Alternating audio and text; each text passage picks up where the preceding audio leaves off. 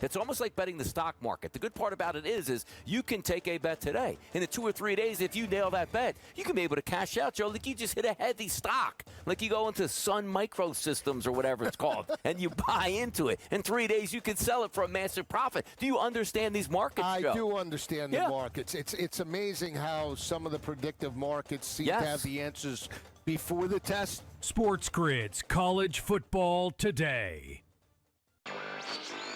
8 3-minute rounds. The gloves are 10 ounces. And Anthony Joshua weighs like 250 pounds. So I'm not really sure how this is going to end up happening. But this is one of those. Normally, I don't give credit to the Paul brothers. And, I give them credit for being great on social media and creating a lot of buzz for the sport. I give him credit for getting in the round with Anthony Joshua. This is not like a Mike Tyson fight where Tyson's 60 years old. Newswire. Only on SportsGrid. Travion Henderson and a few others have the Pats at 9-2. Is excellence back in New England, Joe? Excellence is back in a big way. Mike Vrabel came back into town. Drake May has come out of his shell, and Travion Henderson has come out of, I don't know where he was. He was in obscurity, but he had 3 touchdowns on Thursday night. Fantasy Sports Today. Only on SportsGrid. Let's take a look at a couple of narratives here and play a good game of fade or not fade. And first up, well, the idea that the Chiefs are going to put it all together and win the AFC West, well, that's absolutely gone. Absolute fade from this point on, Donnie, with the Chiefs. Their 10-year reign is over. It's done with. The Early Line. Only on SportsGrid.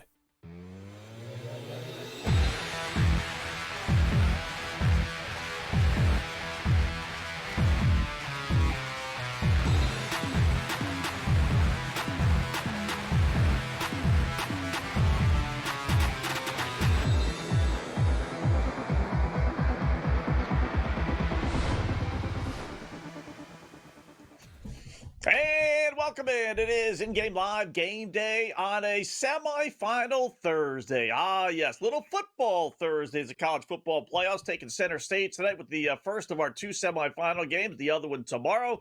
Ole Miss and Miami squaring off in just a couple of minutes. Plenty of time to get our plays in. Great slate of NHL. We got some college basketball, some NBA tonight as well. So should be a lot of fun over the next game and a half, 4.5 hours. Scott Wetzel and Gabriel Morency until about 11:30 or so, till the end of the college football game, that is for sure. So before we get to it all, as always, starting the program a little half hour earlier tonight because of the start of the college football game. It is game time. What's betting you off tonight, Gabe?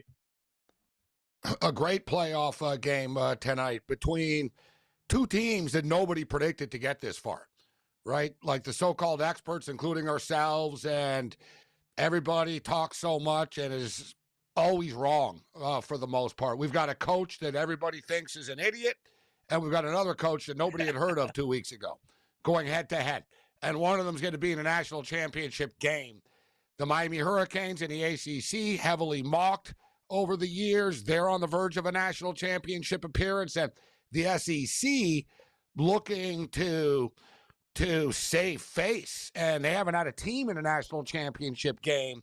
And if Ole Miss doesn't win, it's going to be 3 years in a row, which would be pretty catastrophic for them. But I do find it interesting that a team that did not even play in the ACC Conference Championship game is a 3.5-point favorite against a team from the SEC. This is an awesome football game, man. It could really go a lot of different ways. I'm ready to see how this plays out. Yeah, in a lot of ways, a lot of similarities, right? But both teams tying technically record-wise for first place in their respective conference, and yet both, because of crazy tiebreakers, not making their conference championship game. But here they sit, 2 wins away from winning the national championship. So Mississippi, Ole Miss seeking their first one game. I'll start with our opening pickoff. I like Ole Miss. If I had any guts, I'd take them on the money line. But the fact that they're offering me 3.5, not only are you getting the push, you're actually getting the win if it does be a 3-point game like a lot of these games are. So I'll go conservative to start. Give me Ole Miss plus the 3.5. I do think they win outright. I think they're the better team.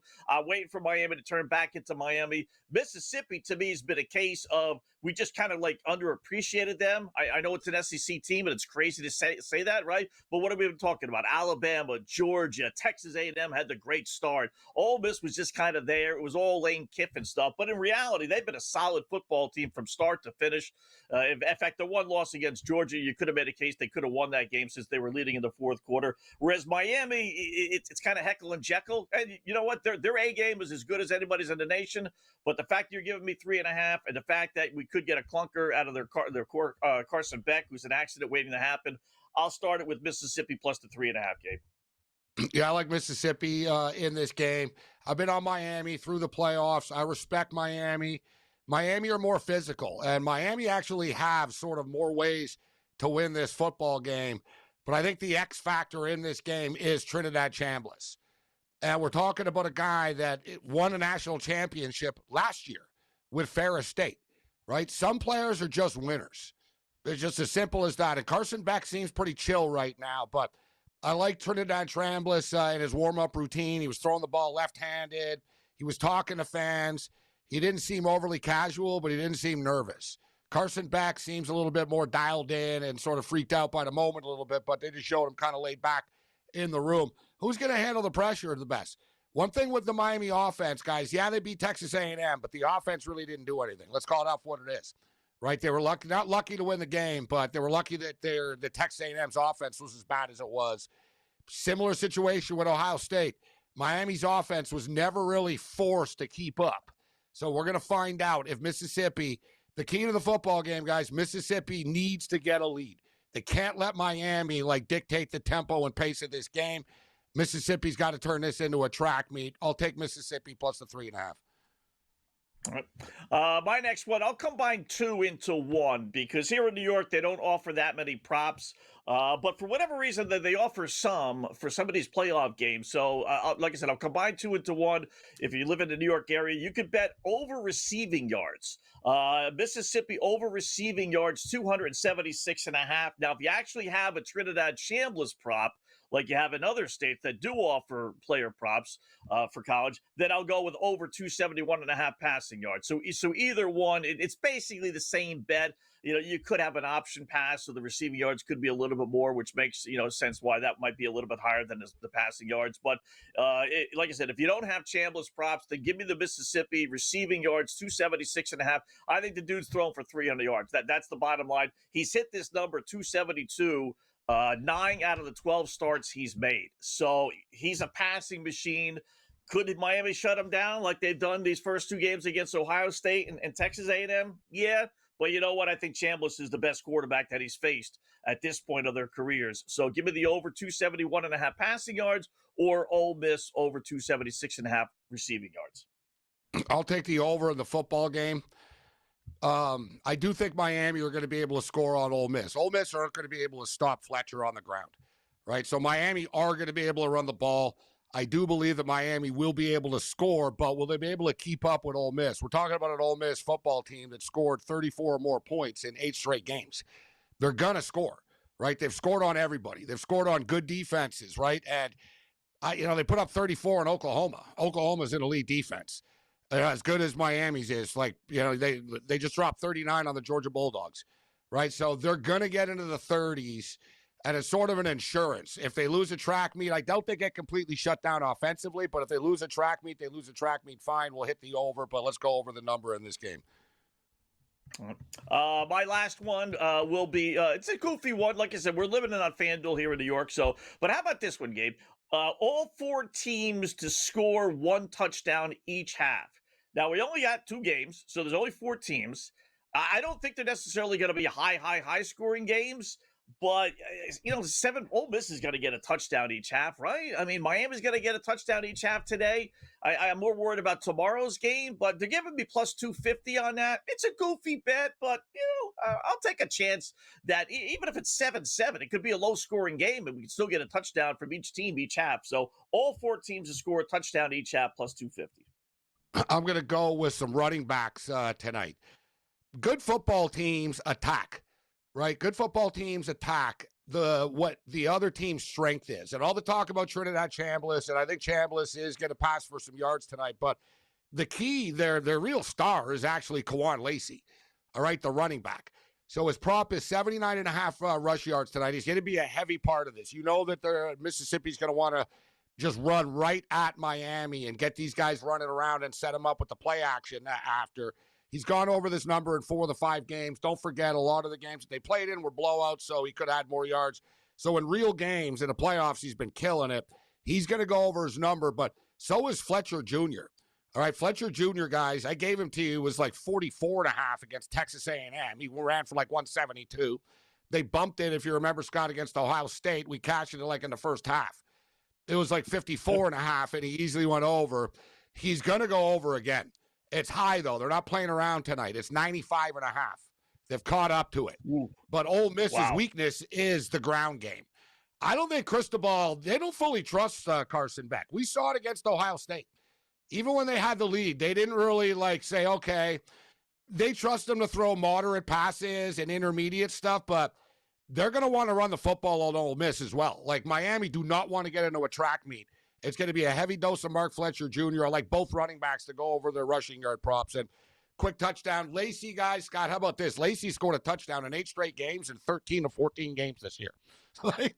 There's only one game he didn't score. He's minus 225 to score a touchdown tonight, so it's a little pricey, but he's going to score. And I like Tony to score on the Miami Hurricanes plus 100, their wide receiver.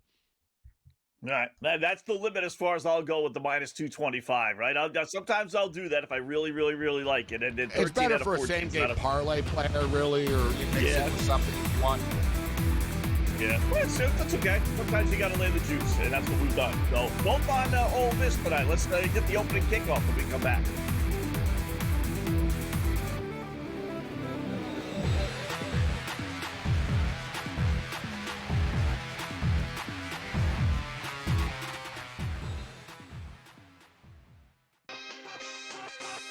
OK Dubs has to go back to his roots.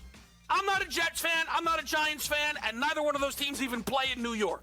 But I'm a New Yorker through and through, despite where my mail gets sent. And I will not stand for the Jets to be dragged through the mud in this way. Not gonna happen. So Dante Moore, if you do leave, you should be so lucky to fly the plane. Game time decisions, only on SportsGrid. Who are we looking at? We're looking at SGA because of his availability and consistency. It's Jaylen Brown to do his usage and his leadership. It's Jaylen Brown for how they're playing. It's Cade Cunningham because Detroit's in the top of the East.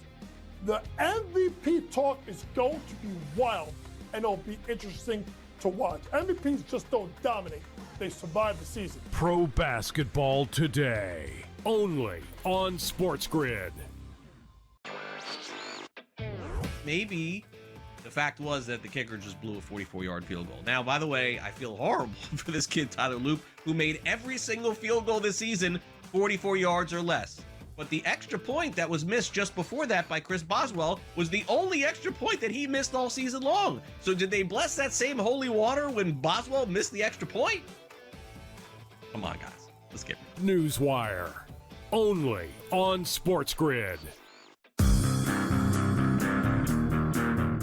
The Steelers get their touchdown, and they miss the extra point. It was Lamar Jackson who made the plays to get the Ravens into what should have been easy field goal territory. So explain to me how in the world we can look at last night's game as, well, there you go, can't trust Lamar Jackson. The Craig Carton Show, only on SportsGrid.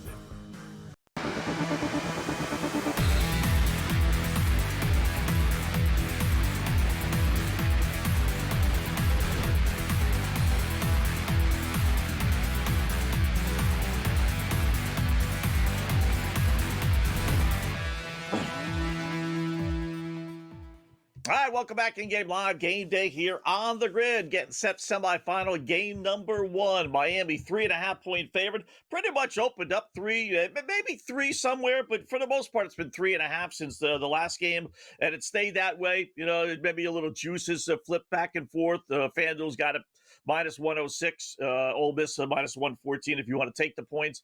The over-under has bumped up a couple of points, though. I think I saw that as low as 51.5 somewhere along the line. I think it was 52.5 yesterday. It's 53.5 on FanDuel now.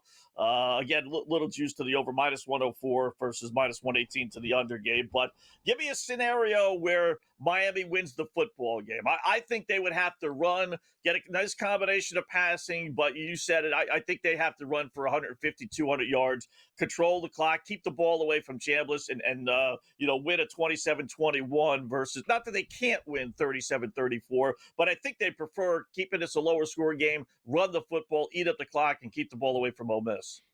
Yeah, run the ball. You know what? They kind of want to play Seattle Seahawk football. Smash mouth, right. Run the football, and then, all right, it's 3rd and 4. We trust our quarterback to throw a 7-yard out pattern here. Boom, first down. And that's kind of, they had that success against Ohio State with the same method. The thing is, though, Scott, I like Marcel Reed, the quarterback at Texas A&M, but he's very raw. Right? He's not a pure pocket passer. He scrambles. His first instinct is to take off. So Miami overwhelmed that offense. All right, Texas A&M hadn't been in that spot. Hell, Texas A&M lost to Texas in their game before that. So it wasn't like, they were some dominant force. Ohio State, good offense, Scott, but Ohio State bullied a lot of inferior teams this year, right? They ran the ball like down Northwestern's throat. Julian Sain was never really in a close game. The only close game he was in was the 13-10 game they lost, and he had problems, and he got sacked a lot. This is different. This is like by far the best quarterback and offense that Miami are facing in the playoffs. Like Trinidad Chambliss in this offense is battle-tested. They've played in a lot of close games as well. It's something I like about Ole Miss. They have been in a lot of close games. I am concerned a little bit about the coaching situation now, in which Lane Kiffin, being the ultimate jerk that he is, just like he forced 2 coaches to not coach in this game. Like he called them home like yesterday.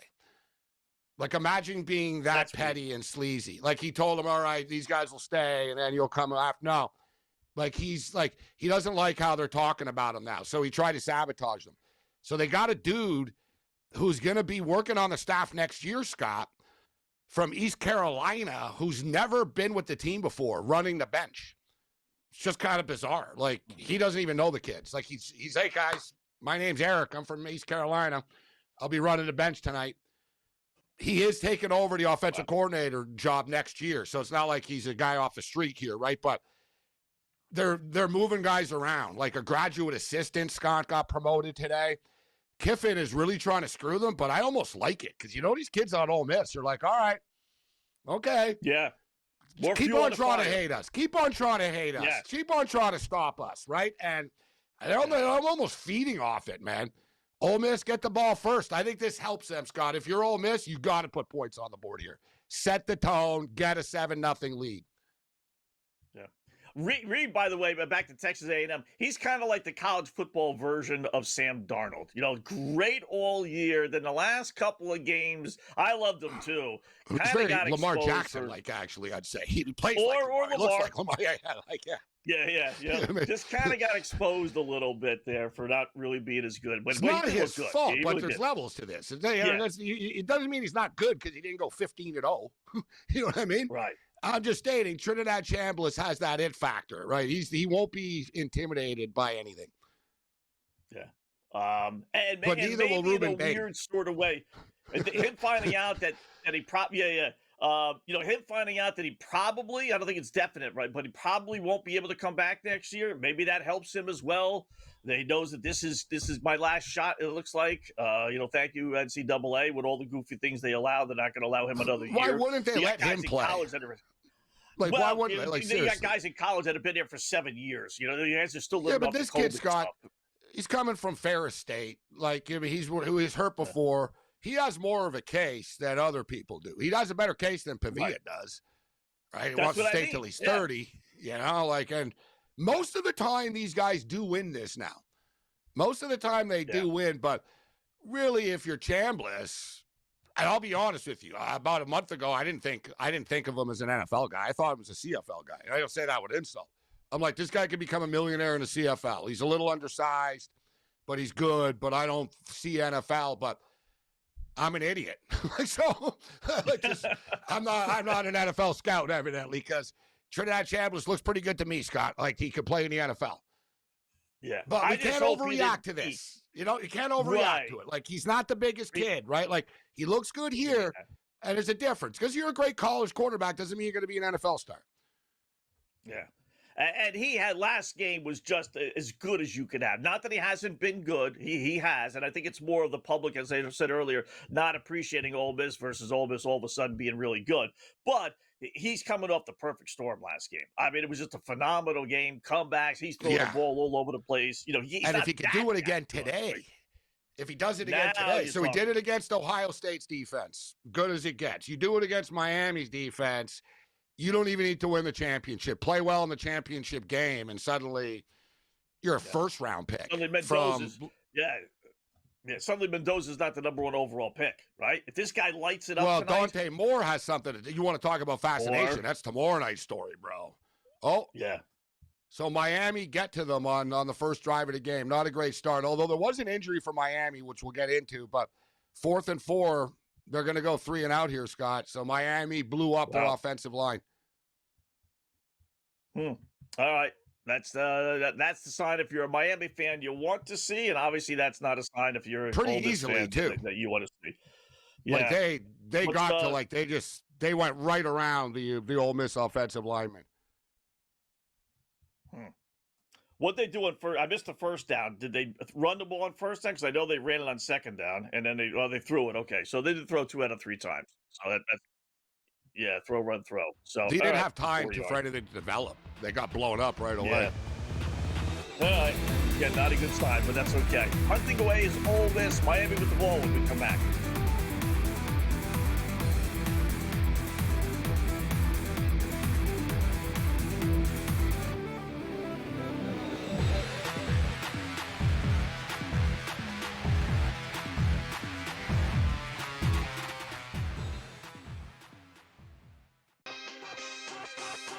Okay, Dubs has to go back to his roots. I'm not a Jets fan, I'm not a Giants fan, and neither one of those teams even play in New York. But I'm a New Yorker through and through, despite where my mail gets sent. And I will not stand for the Jets to be dragged through the mud in this way. Not gonna happen. So Dante Moore, if you do leave, you should be so lucky to fly the plane. Game time decisions, only on SportsGrid. Who are we looking at? We're looking at SGA because of its availability and consistency. It's Jalen Brunson doing his usage and his leadership. It's Jaylen Brown for how they're playing. It's Cade Cunningham because Detroit's in the top of the East. The MVP talk is going to be wild, and it'll be interesting to watch. MVPs just don't dominate. They survive the season. Pro basketball today, only on SportsGrid. Maybe the fact was that the kicker just blew a 44-yard field goal. Now, by the way, I feel horrible for this kid, Tyler Loop, who made every single field goal this season 44 yards or less. But the extra point that was missed just before that by Chris Boswell was the only extra point that he missed all season long. So did they bless that same holy water when Boswell missed the extra point? Come on, guys. Let's get it. Newswire, only on SportsGrid. The Steelers get their touchdown, and they miss the extra point. It was Lamar Jackson who made the plays to get the Ravens into what should have been easy field goal territory. So explain to me how in the world we can look at last night's game as, well, there you go, can't trust Lamar Jackson. The Craig Carton Show, only on SportsGrid.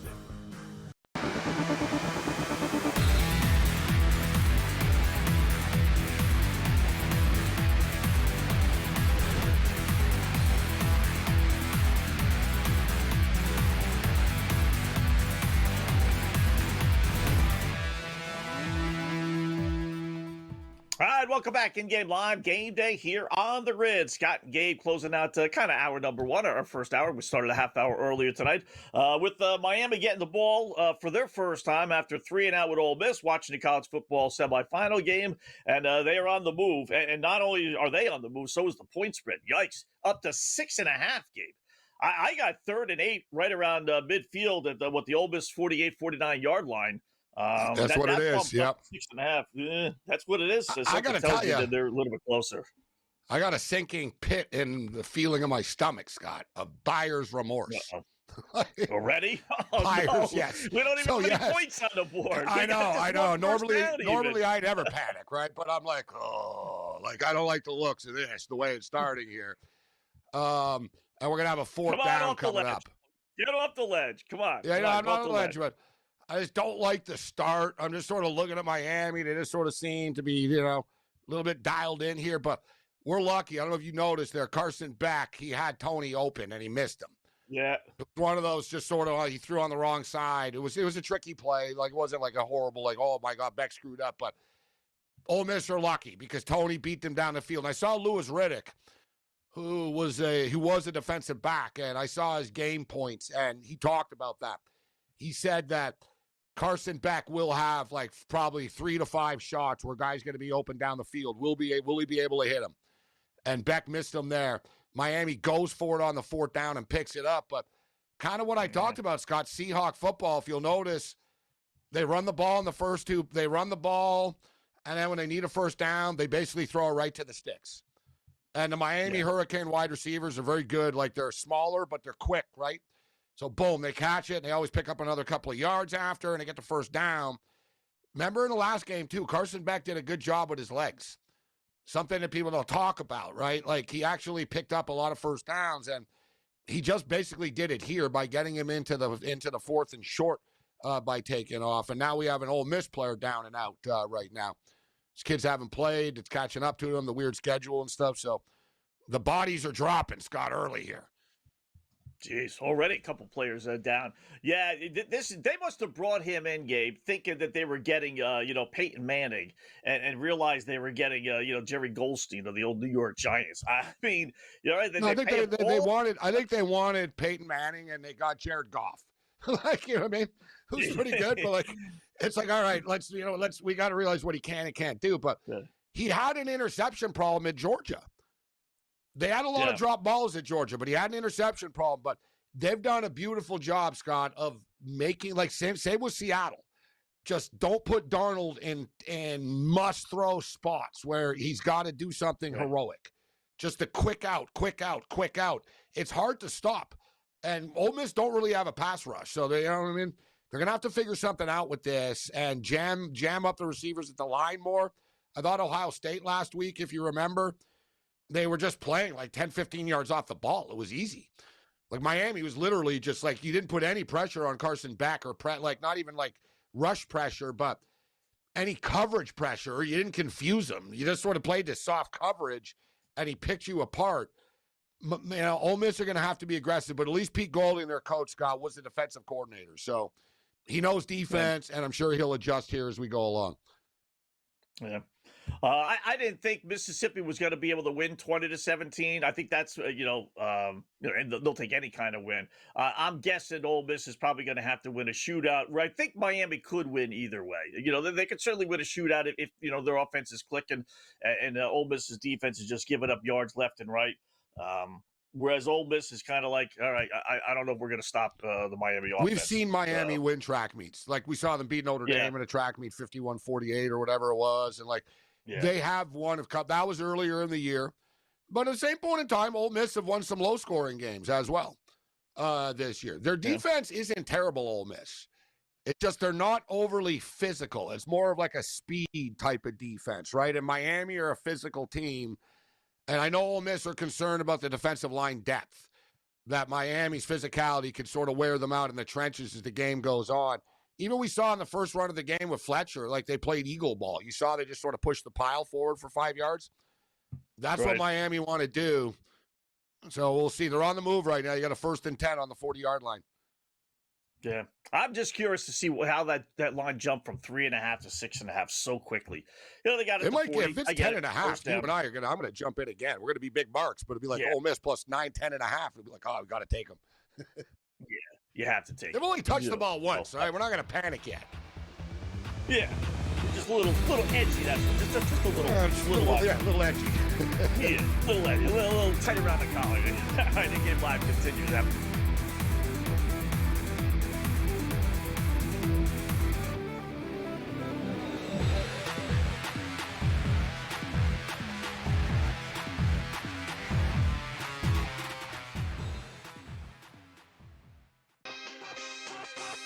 OK Dubs has to go back to his roots.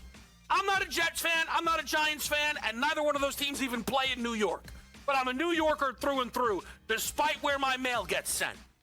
And I will not stand for the Jets to be dragged through the mud in this way. Not gonna happen.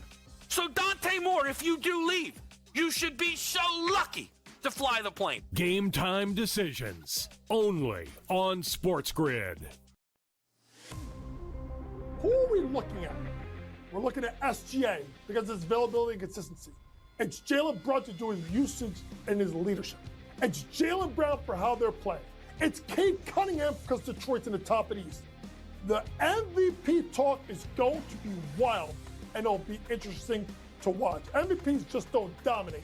They survive the season. Pro basketball today, only on SportsGrid. Maybe the fact was that the kicker just blew a 44-yard field goal. Now, by the way, I feel horrible for this kid, Tyler Loop, who made every single field goal this season 44 yards or less. But the extra point that was missed just before that by Chris Boswell was the only extra point that he missed all season long. So did they bless that same holy water when Boswell missed the extra point? Come on, guys. Let's get it. Newswire, only on SportsGrid. The Steelers get their touchdown, and they miss the extra point. It was Lamar Jackson who made the plays to get the Ravens into what should have been easy field goal territory. So explain to me how in the world we can look at last night's game as, well, there you go, can't trust Lamar Jackson. The Craig Carton Show, only on SportsGrid.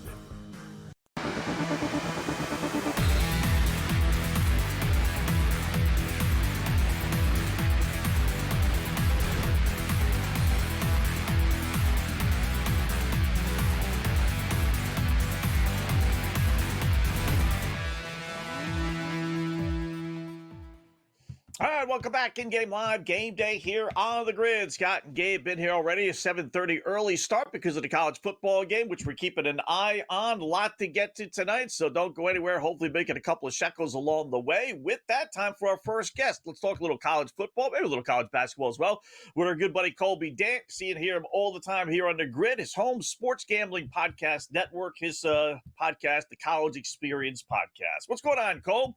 Miami and Ole Miss. Where do you stand? Oh, they get the stop. Sorry, they got the stop.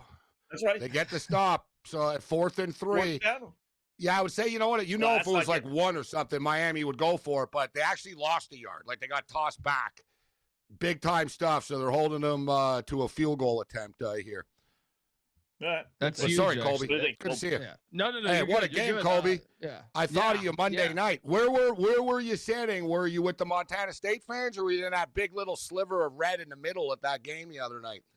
Yeah. Well, I was actually towards the end zone, like not all the way in the end zone, but I'd say about the 25-yard line towards the end zone where the overtime 4th down went. Now, it was supposed to be the Illinois State side, but where I was at was not in the red part. It was kind of Montana State fans right next to me, but it was on the Illinois State side. But that game, man, one of the best games I've ever been to live. Yeah.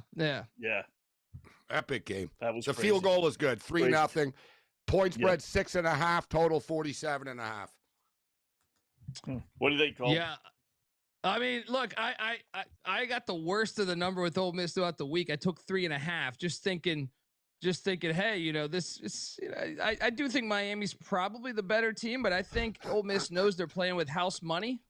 You know, we've all like, got buyer's remorse early. We can tell. I'm on Ole Miss, and I'm like, why did I do this? I'm like, oh, guys, they're going to score touchdowns. It's going to be 7-3, and we're all going to feel a lot better. All right, we're going to feel a lot better. Yeah. There you go. There we go. And I went in on I think I took every single quarterback rushing prop with the exception of Dante Moore. So I took Mendoza, I took Carson Beck, I took Trinidad Chambliss. So I mean, rooting for a lot of quarterback runs over the next 48 hours. Okay, why is that? What strategy was that? Look, Beck just down the stretch. You know, when it comes to a game, like in the regular season, he didn't run much. And I know the sacks go against you in college, but I just thought you saw it in the Ohio State game. 2 or 3 pivotal plays he ran. 2 of them, I think he got first downs. The third one, I think he got a few yards. And Mendoza, the same thing. Mendoza is actually like sneaky underrated runner. It doesn't look pretty, but it gets. He's got home. those long legs. Yeah, he picks up yards quickly. And then Chambliss was a bit of a gamble because the prop was pretty high. But I just felt like, man, with Miami's pass rush, how can you neutralize that pass rush? He has to take off on a few of these.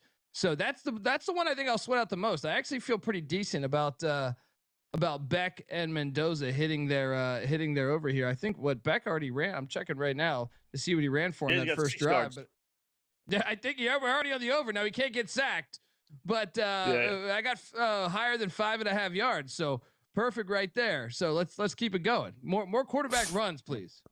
Fletcher, I bet Fletcher over 95.5. He's at 17 so far. Kawan Lacey touched the ball once. He got 2 yards, 1 carry. I moved it to $110 at plus 120. I think it was 120. Alternate. Yeah. So with Fletcher, So he needs to get $110 for me. But yeah, I mean, a lot of these props are a lot of fun, man. I mean, especially that we only have 3 football games left in college. So. Right. You're sitting there. Convincing yourself. I'm sure you're a hardcore, Colby. I've got faith in you. You'll be betting on the Senior Bowl. I got faith in you. You're right. The Shula Bowl. There's a couple of more. The Hula Bowl, Senior Bowl, Pro Player Bowl. There's a Japanese shrine game. Yeah, there's a couple. How about the Japanese college football? What's that? There you go. Say that again. I was going to say, I was surprised, Gold, that they had bumped it way up to 6.5 after 1 field goal. Miami had the ball, but they did lower just to 4.5 just now. It's a little bit of an eyeball test. I think they saw the same thing I did. Was going to go. Yeah. But you know what? I'll tell you what, if you just go by averages, right? Miami figures to get the ball, 10 times? If you average only 3 points every 2 possessions, that's 15 points for the game. I mean, I'll take that, if I'm Ole Miss, right? And Cristobal, like as the game goes on, they historically, and this goes back to when he was at Florida International. It doesn't matter the team he's coached; they get tight with the big lead. So I like jumping in on Ole Miss. I still think there's value. It's just 1 3 and out. Relax, all right. Trinidad Chambliss, he can figure this out. And I like the fact they're playing with house money. They're not supposed to be here. Dial up some aggressive trick plays or something. You're not supposed to be here. Let's go. Any thoughts on the over/under? It's down to 47.5. They did whack it, although there's 6.5 minutes left already in the first half. First quarter rather. Fast first quarter. Yeah, I threw a few bucks on the under. I kind of like listened to other people's shows where everyone was on that, and I thought they had a decent point that Miami wants to slow down the game. Ole Miss plays at a fast pace, and I thought, okay, well they're both way out in Arizona, right? And I just thought, okay, let me jump in on the under. Miami will probably control the ground. They do have the better offensive line. I didn't love it though, but I just threw a few bucks. Basically listened to other people, so yeah, jumped on that. It's up to Mississippi the total, right? If Mississippi can score, it'll open up the football game. But Miami's not going to want to change to do what they're doing, right? They're going to want to run the ball, eat up the clock, 7-8 minutes, and hope to convert some of these for touchdowns. Little bit of movement, guys. I saw the Indiana money line went down to 170 at one point today. I'm looking at Bet365, and it's minus 185 right now, so it popped back up. Point spread at 3.5. I was surprised that people were sort of coming in against Indiana. I don't know if it's so much against Indiana or the news, Colby, that a couple of more Ducks are playing. And what a world that we're in right now, guys. There's kids on the Ducks that are transferring but playing. Like, what a world. And Miami has one too. Miami is like a backup. Yeah, it's like, like one of the running backs tomorrow for the Ducks. He's like, yeah, I'm leaving after, but I'm here. Well, yeah, it's just crazy. Like, but the Ducks need him, and they're like, all right, fine. Like, he's good enough. Okay, you can stay. And, like, when it's just a crazy world we're in right now. But, man, Indiana are just so damn good, Colby. It's hard to get in front of this football team. I know they beat them twice in the same year and all that type of stuff. But if they beat them in Eugene, they can beat them on a neutral field. I was about to say, a lot of times when you get that rematch thing, if you take a look, we saw last week, Ole Miss took down Georgia in the rematch. Georgia took down Alabama in the SEC championship rematch. But most of these. Oh, yeah, I just saw a thing. Sorry, Colby and Scott. I saw a thing, actually, that every rematch team is won, actually. No one's actually won twice in the college football playoffs so far. Well, I'd say the difference is in the regular season, they didn't win at. You know what I mean? Like, yeah. My point is the rematch is normally like Georgia lost to Georgia was home, though. Yeah, but they played them again in Atlanta. They played them again in Atlanta, which is still a Georgia crowd, right? So it's like normally, like, the fact that Indiana won in Autzen and now you're getting them way out in Atlanta, I like their chances, as opposed to Ole Miss, who had to go to Georgia, and then they caught them in New Orleans where they had the crowd. I expect Indiana to have a little bit of the crowd edge there, just with the mileage effect, and also just the fact that they've sold more tickets too. Yeah. So I think it'll be a pro Indiana crowd. What's that? My only thing is, I do like Dan Lanning a lot, but if you think of this is reminiscent of a couple of years ago, 2 years ago, Dan Lanning lost. The Washington Huskies beat him in the last game of the year. Twice. Yeah. And then they were favored again. They were like, oh, yeah, Oregon are 7-point favorites against Washington. They played in Vegas, if you remember, right? I think it was the last Pac-12 game. They played in Vegas, and they lost again. So Lanning's been down this road before, losing to a team and then playing them again in a playoff / situation, or, that was a conference championship game situation. But, how do you feel about that as far as Lanning again? Just feels like Indiana are the more complete team. The Ducks are really good, but their offense settles for a lot of field goals. I have a lot of question marks on the offense still. I know Texas Tech's defensive line's phenomenal, and Baron Morton was a mess, but yeah, I have a lot of questions with the Oregon offense. So Indiana's my pick. And Davison is out. All right, quick little break. We'll talk to Colby more about the game, and then maybe get some college basketball winners for tonight as well.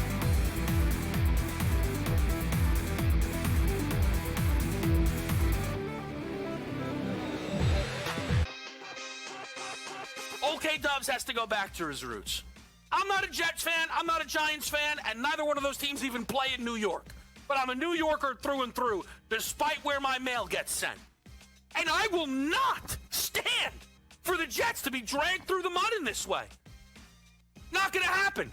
So Dante Moore, if you do leave, you should be so lucky to fly the plane. Game time decisions, only on SportsGrid. Who are we looking at? We're looking at SGA because of his availability and consistency. It's Jalen Brunson doing his usage and his leadership. It's Jaylen Brown for how they're playing. It's Cade Cunningham because Detroit's in the top of the East. The MVP talk is going to be wild, and it'll be interesting to watch. MVPs just don't dominate. They survive the season. Pro basketball today, only on SportsGrid.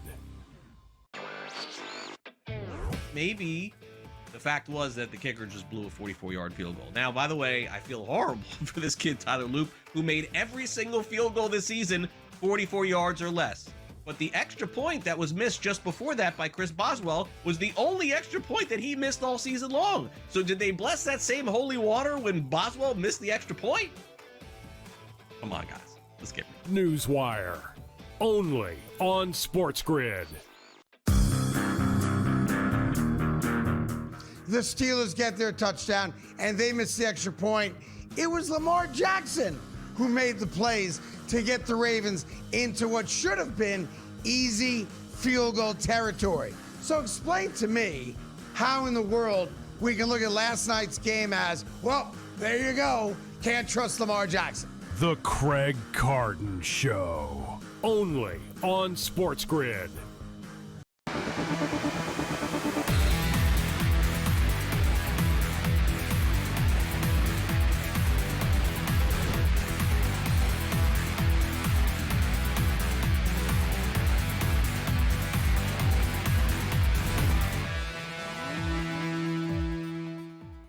All right, welcome back in Game Live, Game Day here on the Grid. Scott and Gabe chat with Colby Dan, College Experience Podcast, the home sports gambling podcast network. Keeping an eye on the college football game. Another 3 and out for Ole Miss. So Miami's got the ball again. Boy. Now the line's up to 7.5, Colby. So I'll go back to the question that I kind of asked you, but they did adjust the lines. I mean, Gabe and I and we've all been doing this a long, long time. So it's a 3.5 point favorite that has a 3-0 lead. No big deal. And all of a sudden, the point spread has doubled. I'm surprised not higher, Scott, to be honest. Yeah, I'm about to it's not that crazy. Yeah, Really? I got 6.5 still for me right now. But yeah, they're up 3-0. They were 3.5 point favorites. They've gotten the team out on two and outs in a row. Like Mississippi hasn't picked up a first down yet in this game. Early eyeball test shows us right now. I think anybody's watching this right now. If this is a fight, Miami have won the first few rounds, like convincingly. Like, you know what I'm saying? There's no disputing this, right? So I think, we're lucky it's not more actually right now, to be honest. If you like Miami, I think you jump in now. That's my point. Especially if they, they have the ball right now. Where are you seeing that 7.5x? All I see is 6.5. FanDuel. Yeah, I got 6.5. Okay, I'm gonna jump over there. Okay. Yeah, FanDuel's 7.5 minus 114 both ways. Okay, I'm gonna jump over there and do that. I think in a second here. But man, they are getting off the line of scrimmage though, man. That's the concern. Just a 9-yard rush. See, look right at it again. there. Just on first down there. Boom. Exactly. It's picked up 8 yards. Ugh, this is not good. Every down, they're in a short situation. Second and short, third and short. Like, it's just they're ahead of the sticks. It's a nightmare for Miss. Like, they got the one stop on the third down to hold to a field goal. That's basically like the one play that Ole Miss made, and it helped them. It saved a touchdown. You know what I mean? It got them off the field, but we're right back to them. Just here we go, 2nd and 3. Yeah. And here we go. Yeah. They just did a little pass behind the line of scrimmage, and they picked up 5 yards on it. Like, they're not even asking Carson Beck to do anything dangerous, guys. Right. That's the problem. And that's what I was alluding to before, Cole. But we got to get Carson Beck to make some plays. Anybody can throw, 3, 4, 5 yard pass play, right? I mean, he could do that. But we got to get him in 3rd and 7, 3rd and 8 passing situations. Otherwise, this could be a long night. Oh, that's actually a good. That's a good point, though. Miami has really struggled with downfield passing in the playoffs, but there they go, man. They're moving the ball. Malachi Tony, that freshman, he's a beast. But there's a flag. But yeah, Miami's downfield passing has not really been a factor in the playoffs, really, thus far. And another injury for Ole Miss. Now the DB is down. Now they're going to be down 2 bodies. What are they calling? Targeting? What's the flag? What are they calling? Yeah, that's what I was going to say. Are they called targeting on the kid that actually hurt himself? Gosh. 9.5. Yeah. They're begging for Ole Miss money. Ole Miss has got no shot. Bail, folks. They got targeting. No shot. Well, I told you that. That's why. Begging for Ole Miss money. No, but I just said the 6.5 was light. I was surprised it wasn't higher. Yeah. Right, and now suddenly they bounced it to 9.5, and they only just they picked up 20 yards here. I know. Look at this. It's just a hit. I don't understand this either. Every time someone gets hit hard, doesn't have to be a penalty. He's going for the ball. Like he's Let's going see for the penalty ball. here. They both hit they each collided. Other. Exactly. He wasn't even hitting him. He was just going for the ball. Yeah, that's not. They're gonna watch. They're gonna call this. But no. Here's another thing I find hilarious is every time they go to the. They can overturn this though. They can overturn this, right? They can say, all right, that's not targeting. Yeah, no one knows what targeting is. No, like every time I watch a game and they have the ref that used to ref for a decade, he rules it targeting or not targeting, and then the refs on the field completely disagree with them. I'm convinced we no all one has say any the idea same what it is. thing. Yeah, we all say the same no one thing. Has you any can idea. tell. Yeah, no, but you can tell. It's like we all care about the safety, and you can tell. That's not the spirit of it. The spirit it is when you light someone up and hit him in the head. Lead with your head, yeah. Yeah, exactly. Not when the game is going as fast. Look how Tony fast this kid is. The game is going so fast. The DB comes in flying into Mississippi, and they collide and they hit heads. That's not targeting. That's just colliding. They overturned it. They overturned it. So we're good. See, we're good. Call, Ref. Very good call. Hey, we got to give credit to the officials there. Yeah. Good job. Yeah. Yeah, because look, I mean, you Still go a back first to that down, game though. You go back It's to still that a first down. It's still first down. But- It's pretty sad when we're celebrating. It's only a first down, Yeah. 15-yard It's, gain. not, it's only a 10-yard gain, not a 30-yard gain. Yeah. No. Yeah. But that these things really He did go down. have something that they really impact the game. As you saw Monday night, the FCS game, the safety that got beat on that 4th and 10 in overtime. Oh, That's that the was backup, even worse. That's the backup safety because the starting safety got taken out on a targeting call that was garbage. So like these things have that gigantic targeting call was even implications. worse. Yeah, that was terrible. That was absolutely terrible. Oh man. Okay. Like, I'm surprised they overturned Yeah. that. Looking at slowly, he didn't lower his head. You can't we're look at his getting- head. It's not targeting. We're- I don't. we're It's like they've never played the game. It's like We're getting lucky by a flag here. I think we're getting safe. Fletcher just picked up a big chunk, but there's a holding penalty on Miami. I think we're almost at the point, guys, where the earpiece God is being talked into. This could turn into a blowout fast. Like, hey, slow this down. Like, you know what I mean? Yeah. Like the refs, Mississippi's going to need a couple. Like, the only thing that's stopping Miami right now are themselves. I mean, here's a holding penalty. They're picking up big chunks with every time they run the ball, Colby. Yeah, and where did they spot that? So that holding might not even be that bad because he was about 7 yards up the field. Depends, no. So It was kind of a weak holding call too, to be honest. Yeah, like yeah, I said. Yeah. First and 16, still a first down. Now that's how things are going for Ole Miss. They got a penalty, it's still first down. First and 16. All right. If we can get out of this first quarter and just say, all right, we had the worst first quarter of our entire season, and we're only down 3-0. It's not the worst thing in the world. We should have seen them versus Washington State. Earlier this year, they played. We've had halves like this. Oh yeah. I had Washington, or I had. No, Ole but Miss that's the against thing. that game. With Ole Miss, we've seen them. They have flicked the switch, Scott. That's my point, though, right? Like they're not panicked. I'm not gonna. Everything's fine. They just got to come up with a damn stop, though, because their offense will eventually get it going. All right, 20 seconds. You got us a college basketball winner for us. You've been sitting on. Oh, for sure. Well, let me see if it started yet. It might have. Yeah, that one already started. Let's go to the likes. Let's go to UC Santa Barbara tonight. UC Santa Barbara taking on Davis. Santa Barbara at home in the Thunderdome. Let's go, Gauchos. Play it. There you go. The Thunderdome. Kobe Dan, College Experience Podcast. Let's go, Gauchos.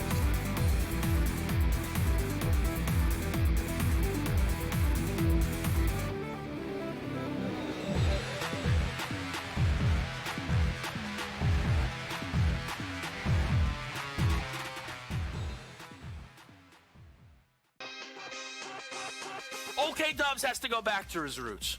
I'm not a Jets fan, I'm not a Giants fan, and neither one of those teams even play in New York. But I'm a New Yorker through and through, despite where my mail gets sent. And I will not stand for the Jets to be dragged through the mud in this way. Not gonna happen.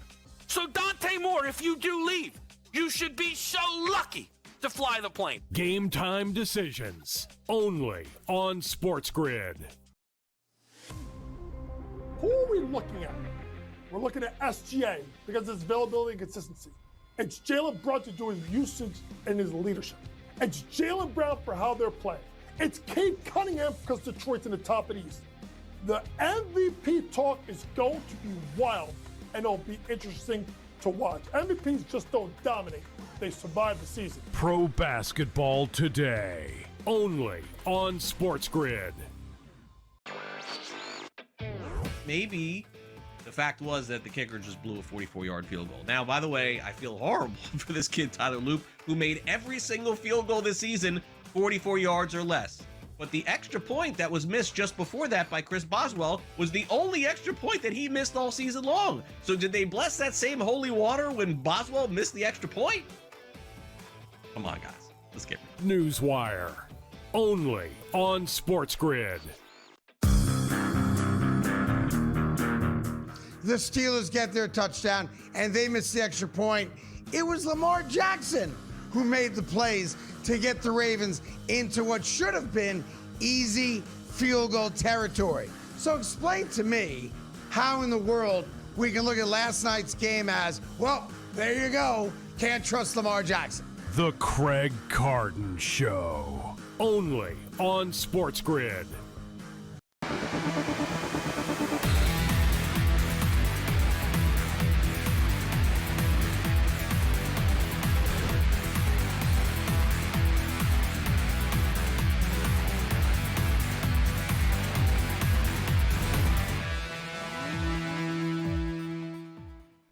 right, welcome back in Game Live, Game Day here on the Grid. All right, little moral victory. Let's not make this out to be Oregon versus James Madison here. It is 3-0, and Ole Miss forced a punt. Yeah. Fortunate with a couple time of penalties by possession. Miami, but that's okay. It's 12 minutes to 2 minutes. All right, we got a problem. 5-0 first down. We're still looking for our first down as well. Like we're dancing. We're dodging bullets here. That's the best way of putting this. And there's only so long this is going to go on if we keep going 3 and out. Are they going to get a playoff here? There's no reason for them to get a playoff here. I actually like when teams do. You know what? So do I. Good job by Chambliss. Yeah, I don't understand that, Scott. Especially, I like what he just did here. Good job by Chambliss, Scott. It's one of those, they're not actually going to run a play here. He snapped them. He tricked them, and they jumped offside. So he got a free 5 yards from them with 1 second left. See, this is a good sign. Sneaky little play. That's a sneaky little play that he did. I like that they snapped the ball late, too, there.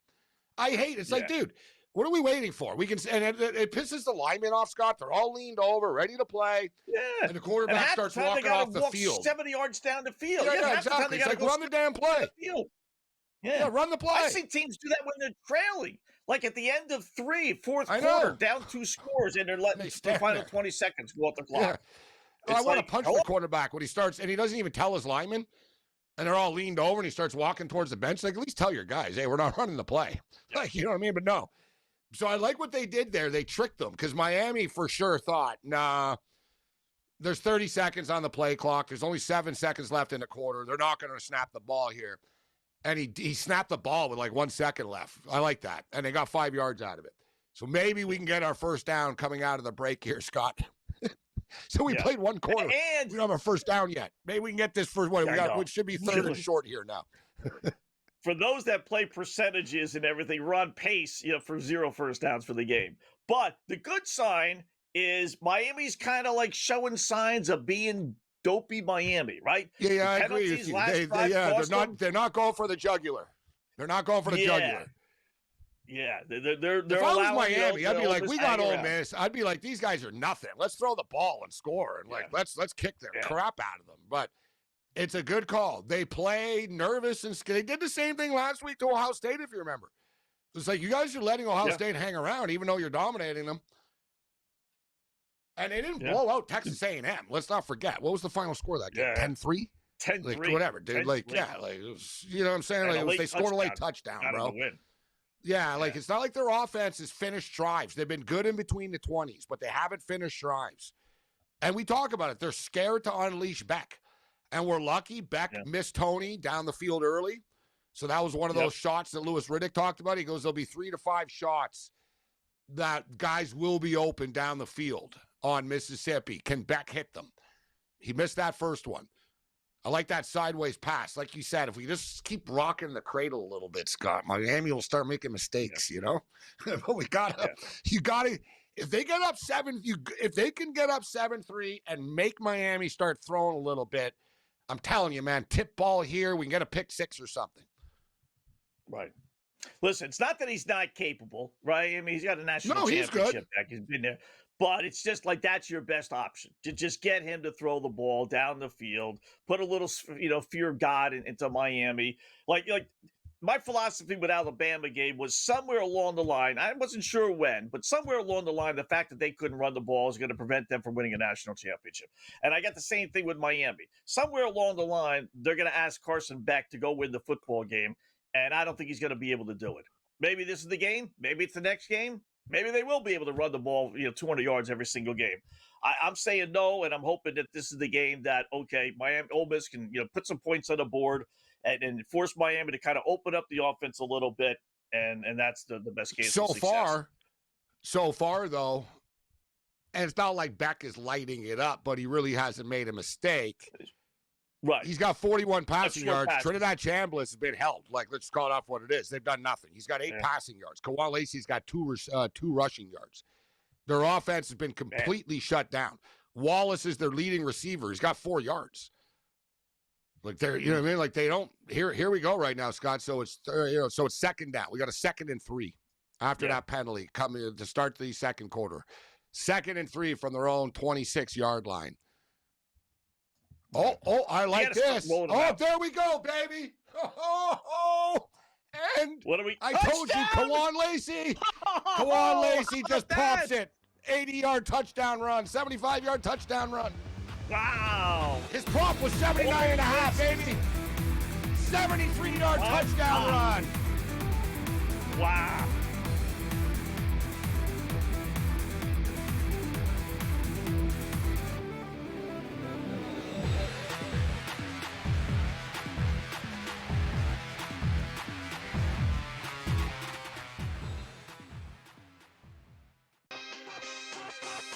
OK Dubs has to go back to his roots.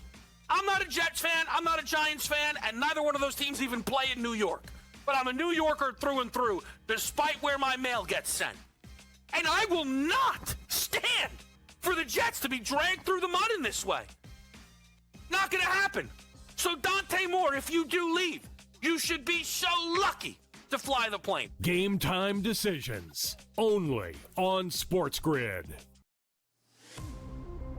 Who are we looking at? We're looking at SGA because of its availability and consistency. It's Jalen Brown to do his usage and his leadership.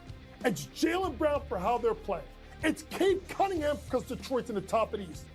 The MVP talk is going to be wild, and it'll be interesting to watch. MVPs just don't dominate. They survive the season. Pro basketball today only on SportsGrid. Maybe the fact was that the kicker just blew a 44-yard field goal. Now, by the way, I feel horrible for this kid, Tyler Luke, who made every single field goal this season 44 yards or less. But the extra point that was missed just before that by Chris Boswell was the only extra point that he missed all season long. So did they bless that same holy water when Boswell missed the extra point? Come on, guys. Let's get it. Newswire only on SportsGrid. The Steelers get their touchdown, and they miss the extra point. It was Lamar Jackson who made the plays to get the Ravens into what should have been easy field goal territory. So explain to me how in the world we can look at last night's game as, well, there you go, can't trust Lamar Jackson. The Craig Carton Show only on SportsGrid.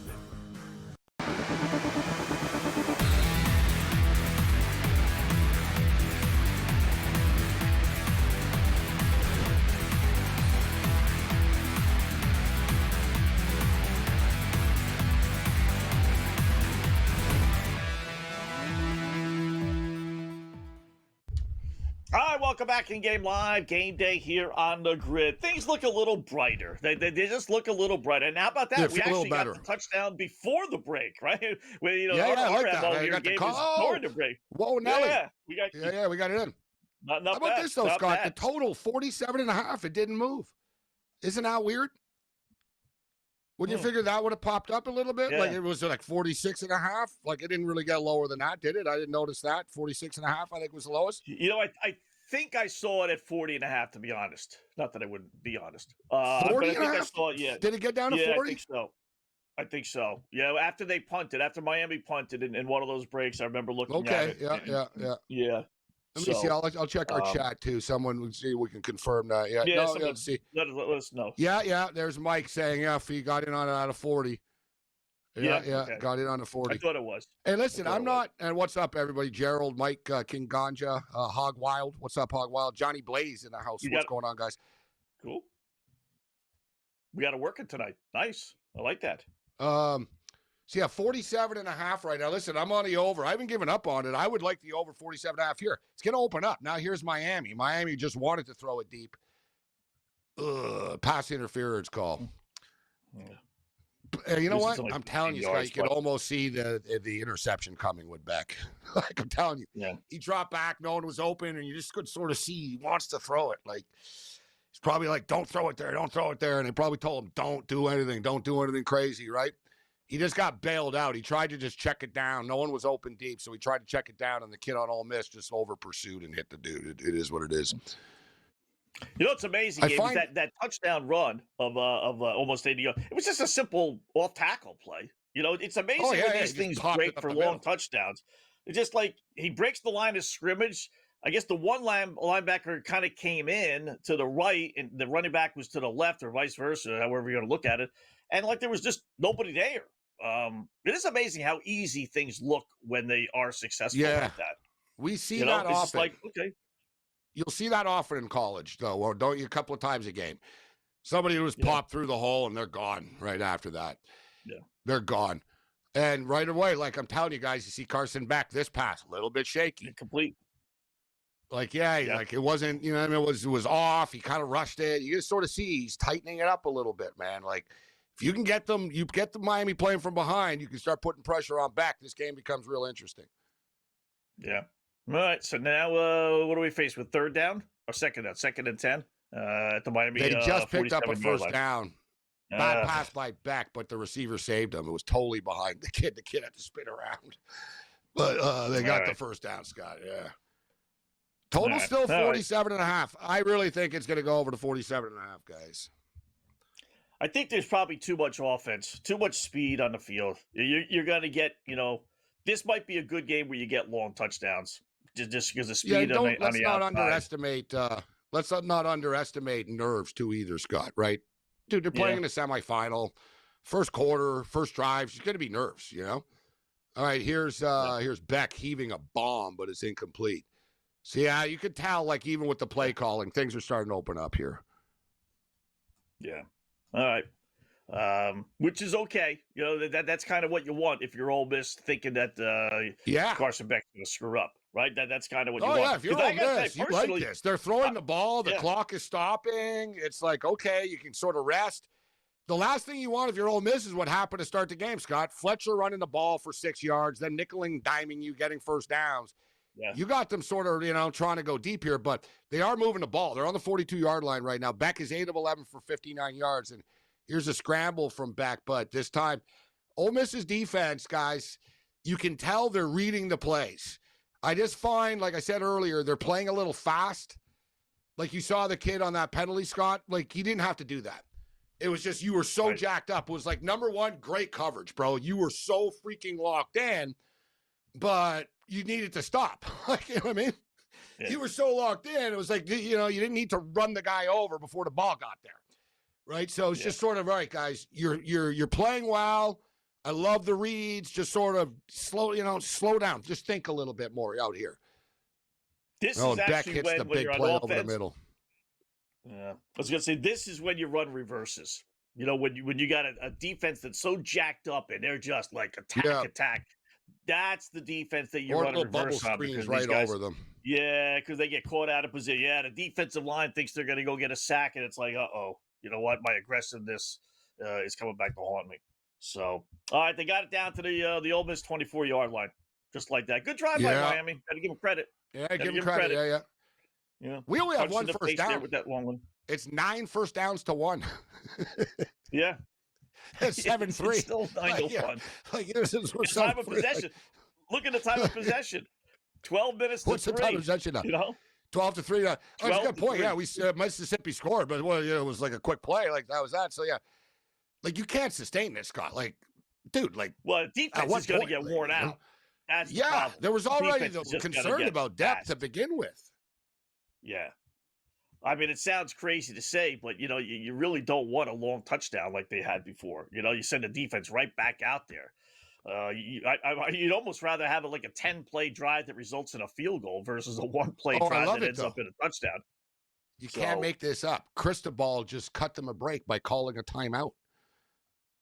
Oh, see that first half, I don't mind that as much, but it better be for a good reason. The thing is, it's first 7. Oh, is it first? I see 3rd and 7. Yeah. Oh, wow. That's stupid then. Let me just confirm here. I believe it's first down. No. Okay, you're right. Third. Is it first and 10 right now? Yeah, on the 24. And we were just talking about like Mississippi kind of getting worn out and tired, and Miami's like, all right, let's take a break. You know what I mean? Like if I'm Ole Miss's defense, I'm like, all right, perfect. Like I could really use 30 seconds off right now. Did they did they wipe the fumble off? They didn't count that fumble?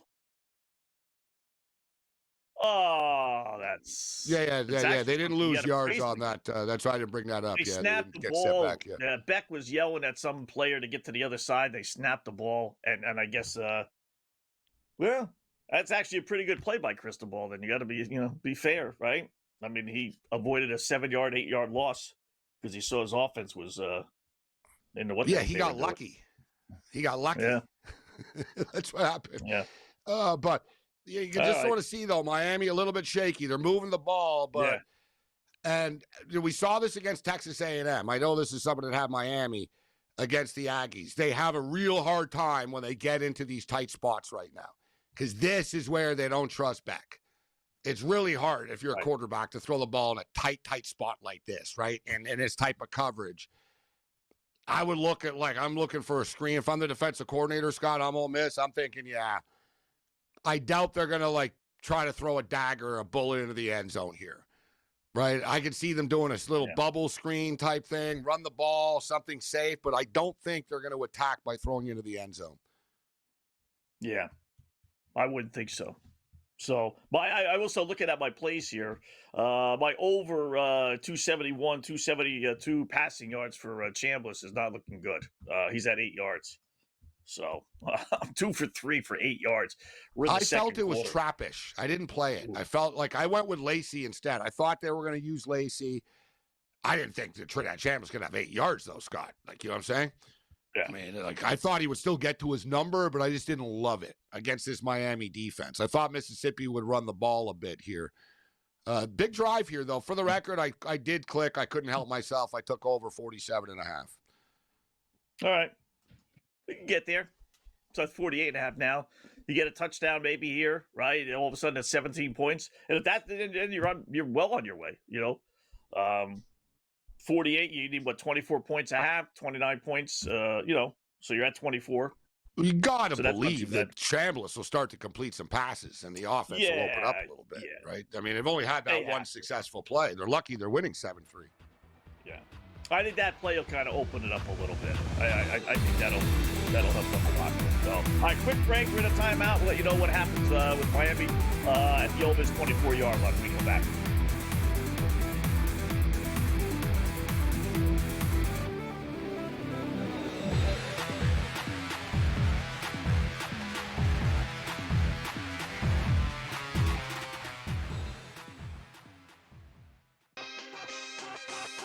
OK Dubs has to go back to his roots.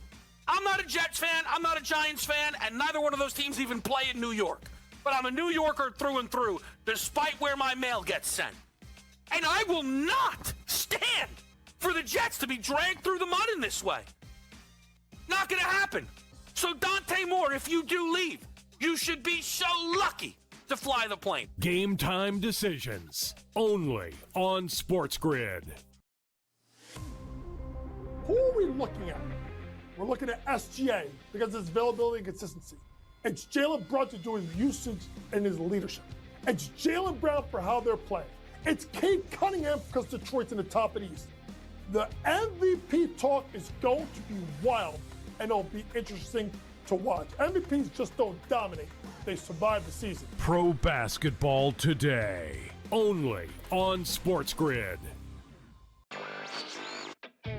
Maybe the fact was that the kicker just blew a 44-yard field goal. Now, by the way, I feel horrible for this kid, Tyler Loop, who made every single field goal this season 44 yards or less. But the extra point that was missed just before that by Chris Boswell was the only extra point that he missed all season long. So did they bless that same holy water when Boswell missed the extra point? Come on, guys. Let's get it. Newswire, only on SportsGrid. The Steelers get their touchdown, and they miss the extra point. It was Lamar Jackson who made the plays to get the Ravens into what should have been easy field goal territory. So explain to me how in the world we can look at last night's game as, well, there you go, can't trust Lamar Jackson. The Craig Carton Show, only on SportsGrid.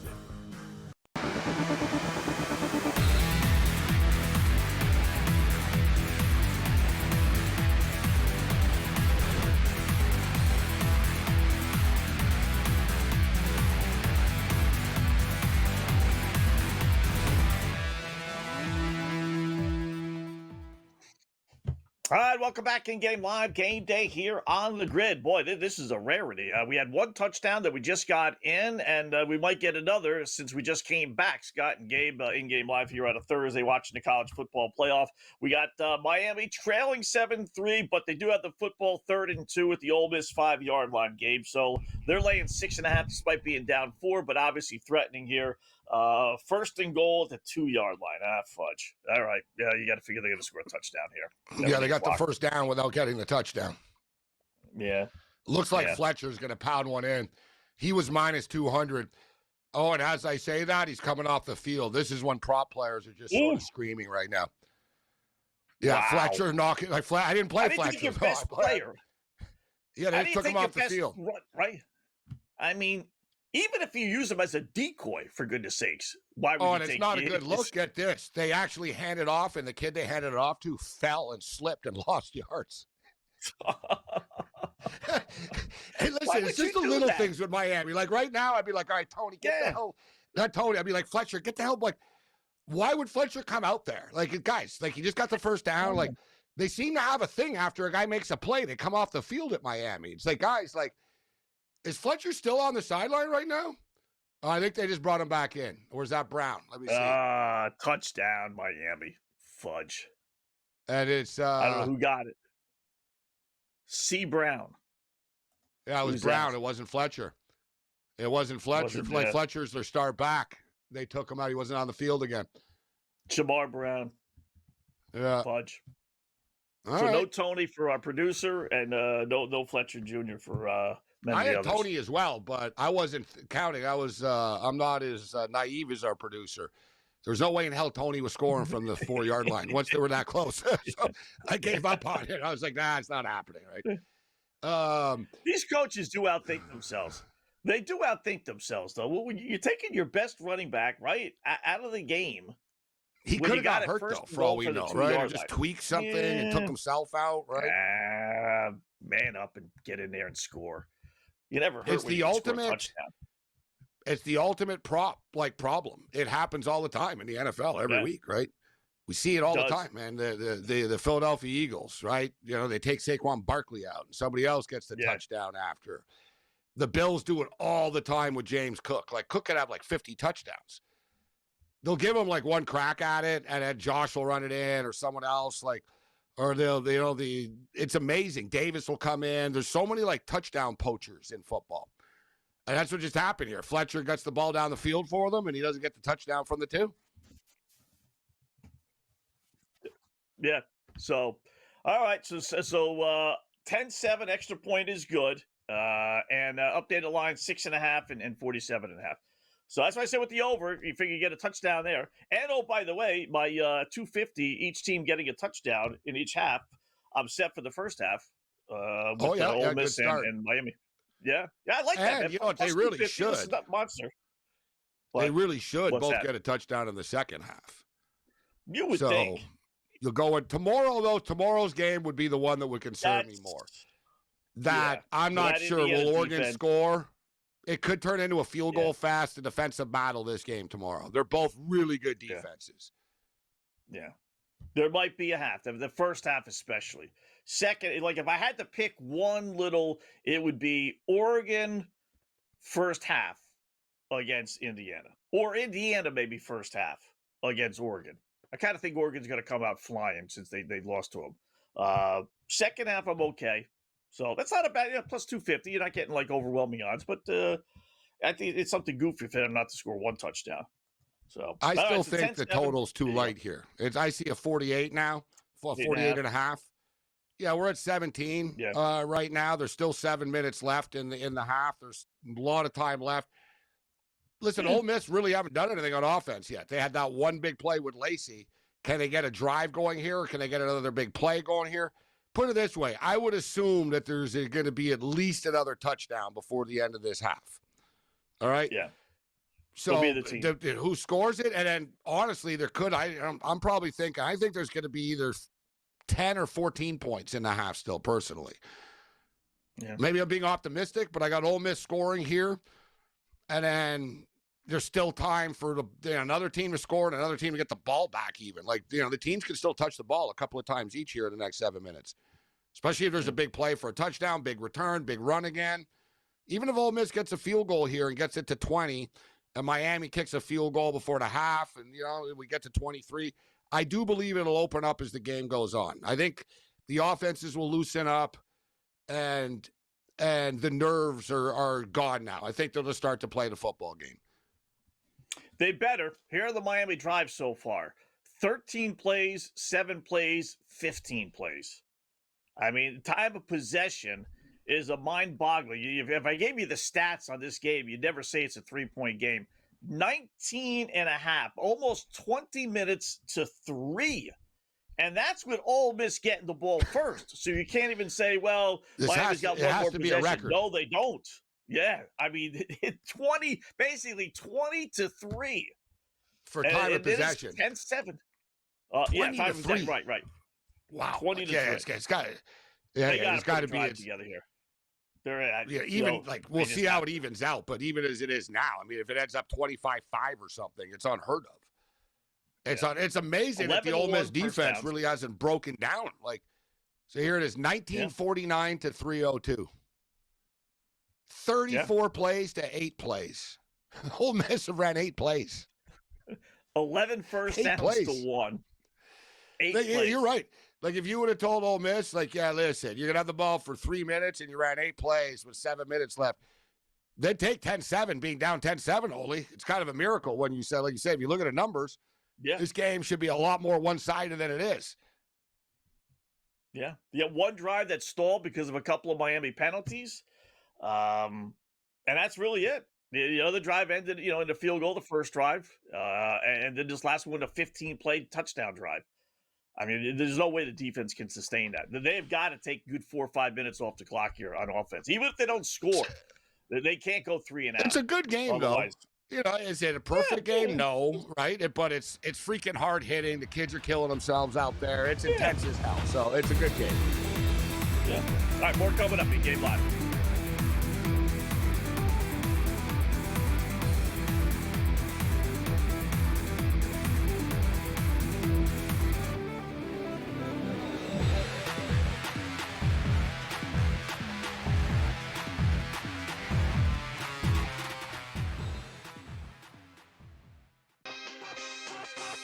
OK Dubs has to go back to his roots.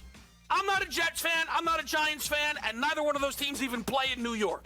But I'm a New Yorker through and through, despite where my mail gets sent. And I will not stand for the Jets to be dragged through the mud in this way. Not gonna happen.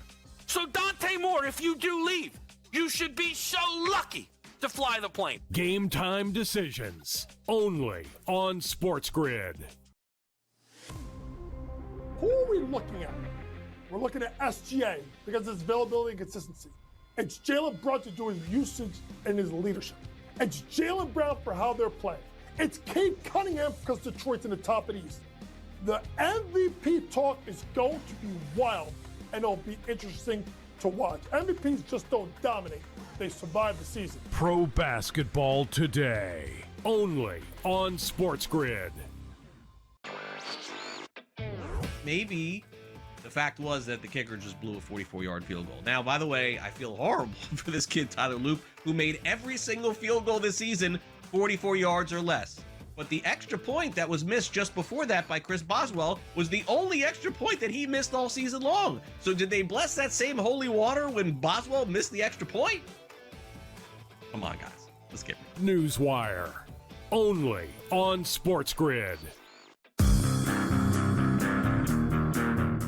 The Steelers get their touchdown, and they miss the extra point. It was Lamar Jackson who made the plays to get the Ravens into what should have been easy field goal territory. So explain to me how in the world we can look at last night's game as, well, there you go, can't trust Lamar Jackson. The Craig Carton Show, only on SportsGrid.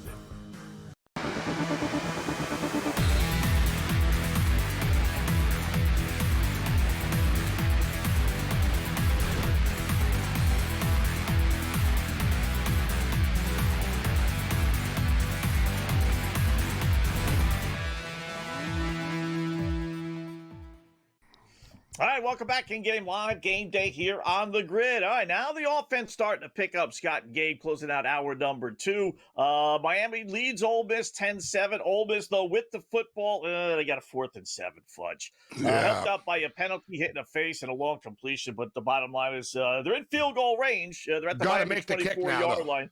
Yeah, you got to kick, right? You can't go for it. Got to make the kick. But they took a couple minutes off the clock. And, and got into field goal range. So, and well, listen, they can tie the game, right? They're trading blows. You brought it up earlier, a good point in the sense that Ole Miss did get the ball first. Man, yes. How is this not a penalty here? He's out of bounds. Like, I mean, show a different angle of this. Dude, the kid, look at it. Dude, he pushed him out of bounds. Like, he seemed to be out of bounds to me, but let's worry about the field goal here. 42-yard field goal attempt. Right down the middle. Yeah, it's good. It's good. Nice. All right. 10-10. Right in between the all and the state, with the all state. Right down the middle. Boom. So you tell the kid, aim right for the middle, kid, of that all state sign, right? That's the stuff you got to do, though. You can't miss 42-yarders, right? It's not the end of the world if you did. But you got to win games like this. Yeah, you just have to. So it's crushing, Scott. You move the ball, you run off the field without any points and stuff, and the defense runs off all jacked up. But I like to see the replay of that. They've done a bad job with the replays. They really didn't show us the hit to the head very much on Trinidad Chambliss there on the penalty. It's kind of showed us one angle. You got 50 angles, like, you know what I mean? Look at this, though, Scott. That was late. Yeah, he danced on the sidelines, but he was on the sideline, and Buddy on Miami shoved him. Like, I don't know how that's not a penalty. At first I thought he just fell. That's an awful no call. Yeah, that's an awful no call. Like, my initial reaction live, Scott, was like, whoa, and I was going to say something. I was like, I got to see this. I think he might have just fell. And I was like, no, he fell because a big dude pushed him in the back. Just pushed him. I wonder if because they just hit him with a 15-yard penalty, which was a legit penalty. He got whacked in the face by a defensive lineman. Hit him with another one. That should have been a 15-yard penalty, if they were a little hesitant. Yeah, that should have been first down, Ole Miss. You'll see the highlights of that one. That'll be brought up. Like, he's running to his right, he's scrambling, and he threw the ball while he was in bounds, and he's running out of bounds. Ball's clearly out of his hands, and another defensive lineman just does a two-hand shove job that threw him into the bench like 7 yards out of bounds. And that's how you know it's deliberate. Like, it wasn't like the accident, the tackle already started. No, he saw where he was, and he shoved him. Like, he just said, I'm going to shove him in the back. And he got him good, and he, like, how did the ref not see that? Like, Trinidad Chambliss got hit so hard, Scott, he rolled, like, over the TV cables to the bench area and stuff. Yeah, that's what I mean. It was like 7 yards. He's lucky he's not hurt. Out of bounds. I didn't see any official in the highlight. That's what makes me think maybe he got caught up somewhere. But usually, officials supposed to follow the quarterback, and there's got to be somebody over there. But I didn't see anybody. So I can't good imagine in college too of checking things. Yeah, I'm just surprised that Golding didn't freak out more and even call a timeout, like if he had to. Like, that's a big call. Yeah. Like, I would have been calling the refs over and saying, what the hell's going on here? Like, I would bring up, I don't care that you just called a flag. They did it again. Like, that's another one. Like, if they're hitting them, that's a flag. I guarantee you that was on the Miami side of the field too, Gabe. If that was on the Ole Miss side of the field, they would have been yelling and screaming. But it was on the Miami side where it's like, oh, sorry. Yeah, you're right. It was on. Let me see the angle here of the. I think you're right. I think it was on the Miami side. Maybe the ref didn't see it because of the players. That's why they tell the people don't say, get out of the damn way, right? But they're showing the kickoff here, and they got an Aaron Rodgers graphic face. I'm like, dude, what are you doing? That's on Monday. I'm worried about this right now. Yeah, we got 5 so days. Aaron Rodgers 10-9 in the playoffs or something. I'm like, what? Yeah, you got the wrong graphic up, guys. All right, like, what are you doing? We understand that it's a long ways away. We can promote that. That's the Monday night game. That's the Monday night game. Not even Saturday or Sunday. So 3.5 back to the original number. 3.5. Yeah, and that total 50.5. So I got in at 47.5. I thought it would creep up a little bit here.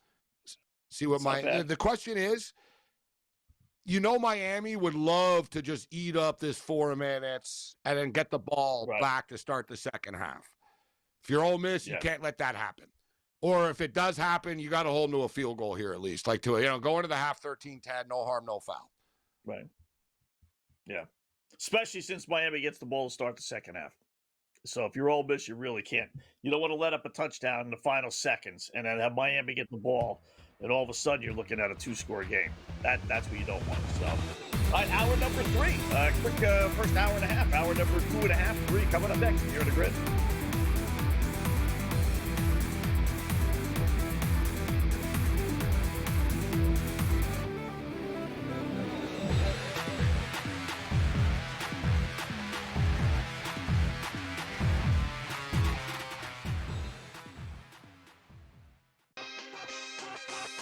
OK Dubs has to go back to his roots. I'm not a Jets fan, I'm not a Giants fan, and neither one of those teams even play in New York. But I'm a New Yorker through and through, despite where my mail gets sent. And I will not stand for the Jets to be dragged through the mud in this way. Not gonna happen. So Dante Moore, if you do leave, you should be so lucky to fly the plane. Game time decisions only on SportsGrid. Who are we looking at? We're looking at SGA because of its availability and consistency. It's Jalen Brunson doing his usage and his leadership. It's Jaylen Brown for how they're playing. It's Cade Cunningham because Detroit's in the top of the East. The MVP talk is going to be wild, and it'll be interesting to watch. MVPs just don't dominate. They survive the season. Pro basketball today, only on SportsGrid. Maybe the fact was that the kicker just blew a 44-yard field goal. Now, by the way, I feel horrible for this kid, Tyler Loop, who made every single field goal this season 44 yards or less. But the extra point that was missed just before that by Chris Boswell was the only extra point that he missed all season long. So did they bless that same holy water when Boswell missed the extra point? Come on, guys. Let's get it. Newswire, only on SportsGrid. The Steelers get their touchdown, and they miss the extra point. It was Lamar Jackson who made the plays to get the Ravens into what should have been easy field goal territory. So explain to me how in the world we can look at last night's game as, well, there you go, can't trust Lamar Jackson. The Craig Carton Show, only on SportsGrid.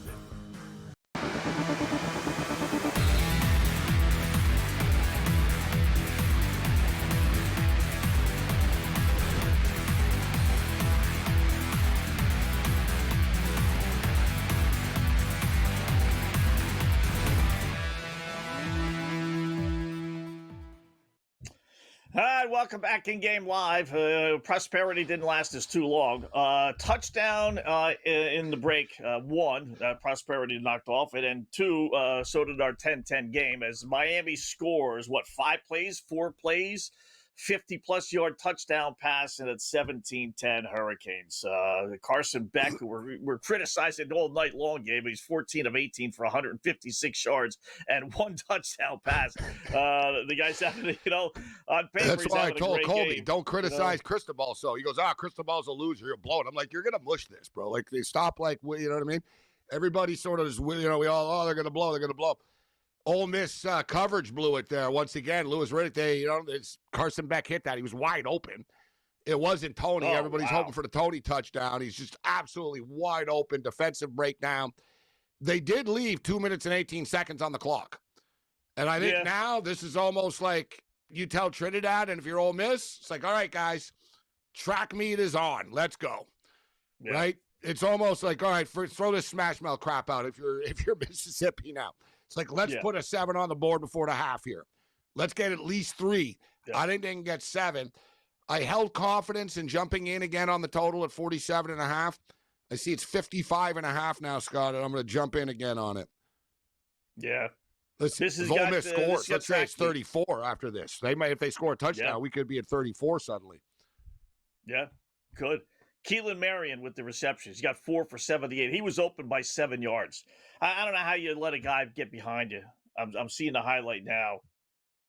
These defensive backs, they play these zone defenses, and he just ran down the field, and the safety went to the right, and this receiver was to the left. and it was just well, no the same way. there. How did Kawan Lacey pop through a hole and was untouched for 73 yards?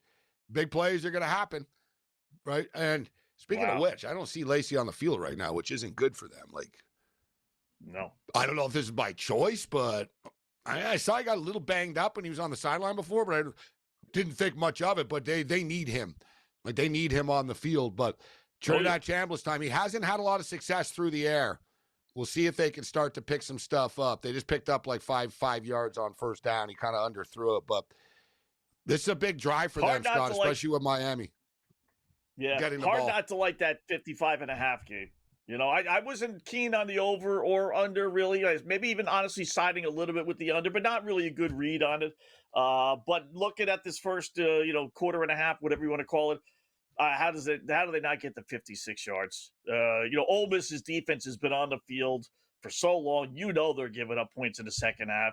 And I have confidence in Ole Miss's offense that if they're giving up, this has got 30, whatever written all over to me. Well, we've gotten to 27.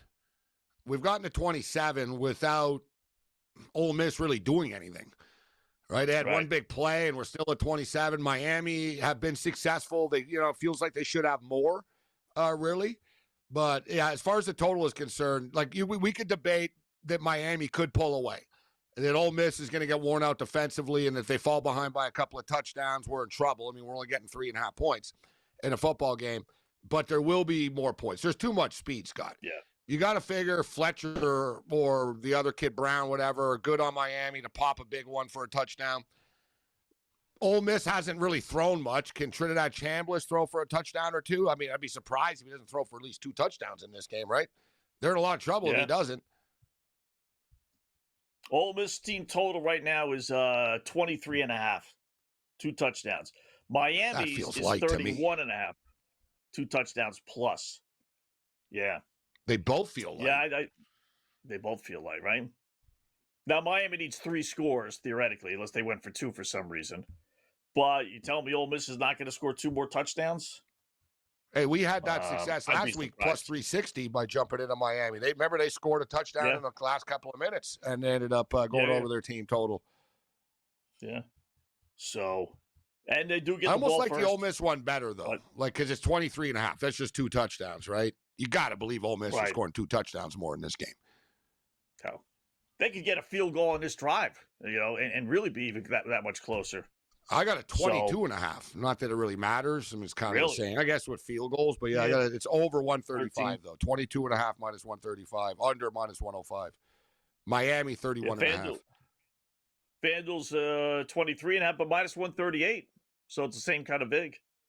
So you got a good point lower. I got a little bit. I got 1 point lower for the same price. Yeah. That's big. With a field goal, listen, every point counts. 23 is actually a key number, too. Yeah, that is kind of a key number, 23. Points. Yeah. Then you only need 10 points second half. What are you, a salesman for a sports book? I'm going to bet over. I got to bet this over. I'm like, try Wetzel.com, I'm gonna get in on this. The team here. I'm like, you know what? Even if I'm thinking, Scott, even if Ole Miss lose and don't cover, they could easily still get to 24 points, 23 points. Yeah. 34, 24. Oh, by the way, right? They're gonna get an by the way touchdown. So, we're talking about that 55.5. A 34-24 actually sounds like a reasonable score for this game. Yeah. Yep. I like it. Yeah, FanDuel's got it down to 54.5, minus 130, but still. You don't generally consider those VIGs, but they're there. You definitely pay the price on some of this stuff. So we're at the 2-minute warning. They're a little ahead of us. So it's a 3rd and 2 coming up now. Big first down. I'm seeing a second down play here. So, yeah, you're right. This is massive. And honestly, guys, you're giving Miami the ball back if not. Yeah, can't go for it either. I wonder. Even if it's and I hate to say it, man. I wonder about Kawan Lacey, guys. He's not on the field right now, and I can't believe it's by choice. Wow. And Diggs just ran the ball. The backup. Yeah, that's what I'm saying. Like, where is Lacey? He has showing him on the sidelines. Touchdown. So I don't think he got hurt on the touchdown. He's got one reception, but I think that came before. That was before the touchdown, I'm pretty sure. So. Oh, they get blown up on 3rd and 2. You got to be kidding me. Brother, he got sacked. They got to roll him out. No, you know what they did? They ran a wildcat. Why'd they do that? Why you guys get tricky like this? They did a wildcat to run to Diggs, the running back. Like Chambliss was there, but they snapped it to the running back. And now you got to give the ball back to Miami with 1:24 left. Didn't like that play call at all. Just keep it simple. Pick up the damn first down. You only need 2 yards. Like, why'd you go, and where's Kawan Lacey? He's got to be hurt, which is not good for them. You take the ball out of your quarterback's hands, who's the most dynamic player on the field for you. Your starting running back is out, and you're going to give it to the backup running back out of a shotgun. Yeah, he pulled something. Situation. He's on the bike. I'm seeing now. Yeah. Kawan's These coaches, Lacey they injury outsmart status. themselves. They just outsmart But you know what? themselves. You want to do that He first was and on the second down, bike. okay, not 3rd and 2. I know. It's such a critical call. Like, why would you take the ball out of Trinidad Chambliss' hands there, bro? And you don't even have Kawan Lacey. So you're going to the backup running back and a wildcat on the biggest That's play of the what I mean. game. Like, why? Yeah, the biggest play. You're about to give the ball back to Miami, and they're getting a decent field position, and Miami gets the ball to start the second half. The next time you touch the football, you could be down 3 scores, literally. And you're going to give the ball to a backup running back from a shotgun? These coaches are just so stupid. I hate that. I don't get it, man. Yeah, dude. I don't mean either. 3rd and 2, and you don't have Kawan Lacey there, fine. So you got Trinidad Chambliss, and you direct snap the ball to the running back. And as if Miami didn't see that coming, they were waiting for it. Yeah. Like they saw it. They were like, well, what are they doing here? They're going to snap to one of these two dudes. Like, that was just not the time to run that it's going to be a run. Critical. Yeah, exactly. Right? When you snap it to a running back, 99.99% of the time, he's running the ball. So the whole defense and they now were both knows, beside each other, too. So it wasn't even like it was some sort of trick. Like, they were standing right beside each other. I was going to say, what will Miami do? They wanted to go deep, and a kid on Ole Miss just sort of saved their ass. He just sacked Beck. I think, you know what? I'd consider calling timeout soon, Scott, if I got to stop here. I'd want the ball back if I'm Ole Miss now. You get another stop, call a timeout. Yeah.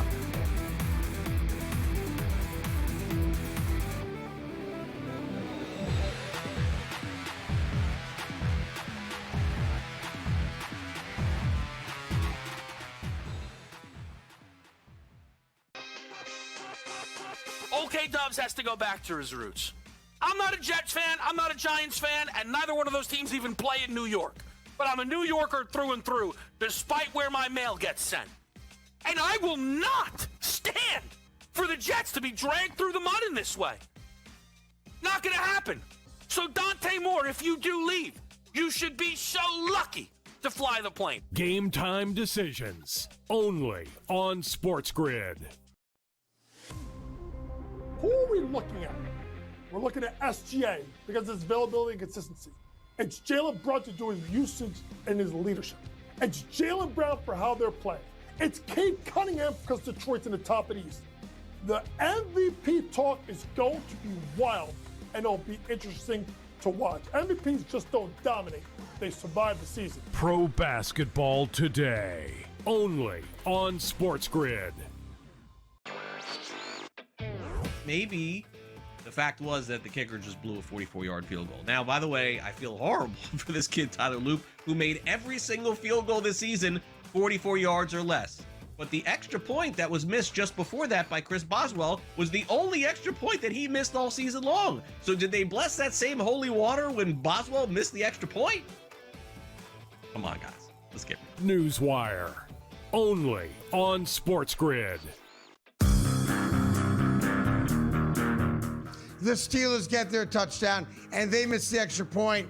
It was Lamar Jackson who made the plays to get the Ravens into what should have been easy field goal territory. So explain to me how in the world we can look at last night's game as, well, there you go, can't trust Lamar Jackson. The Craig Carden Show, only on SportsGrid.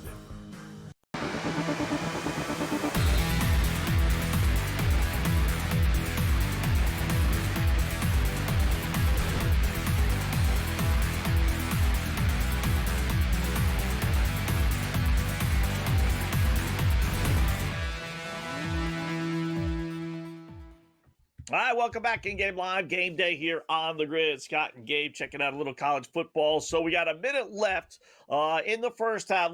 This tells you what Miami Love really the coaching, thinks of Carson Scott. Beck. Yeah, you know what? They got conservative game. They got sacked on first down. Then they ran on second and third down here. They didn't not trust Beck. They wanted to throw Scott and get aggressive on first down. He Right. got But sacked. second Well, what and are you going to do, 18. bro? It's second and 18 from your own 15-yard line or whatever. You're not going to throw anymore. Like, they needed to just go Throw a conservative. little screen pass. Throw a little screen pass or something. You're not going to get 18 yards running into the line, right? And you gotta can't be believe that, throwing okay. the ball there, though, either. Like, I understand. Look, Ole Miss went conservative. Now they both are.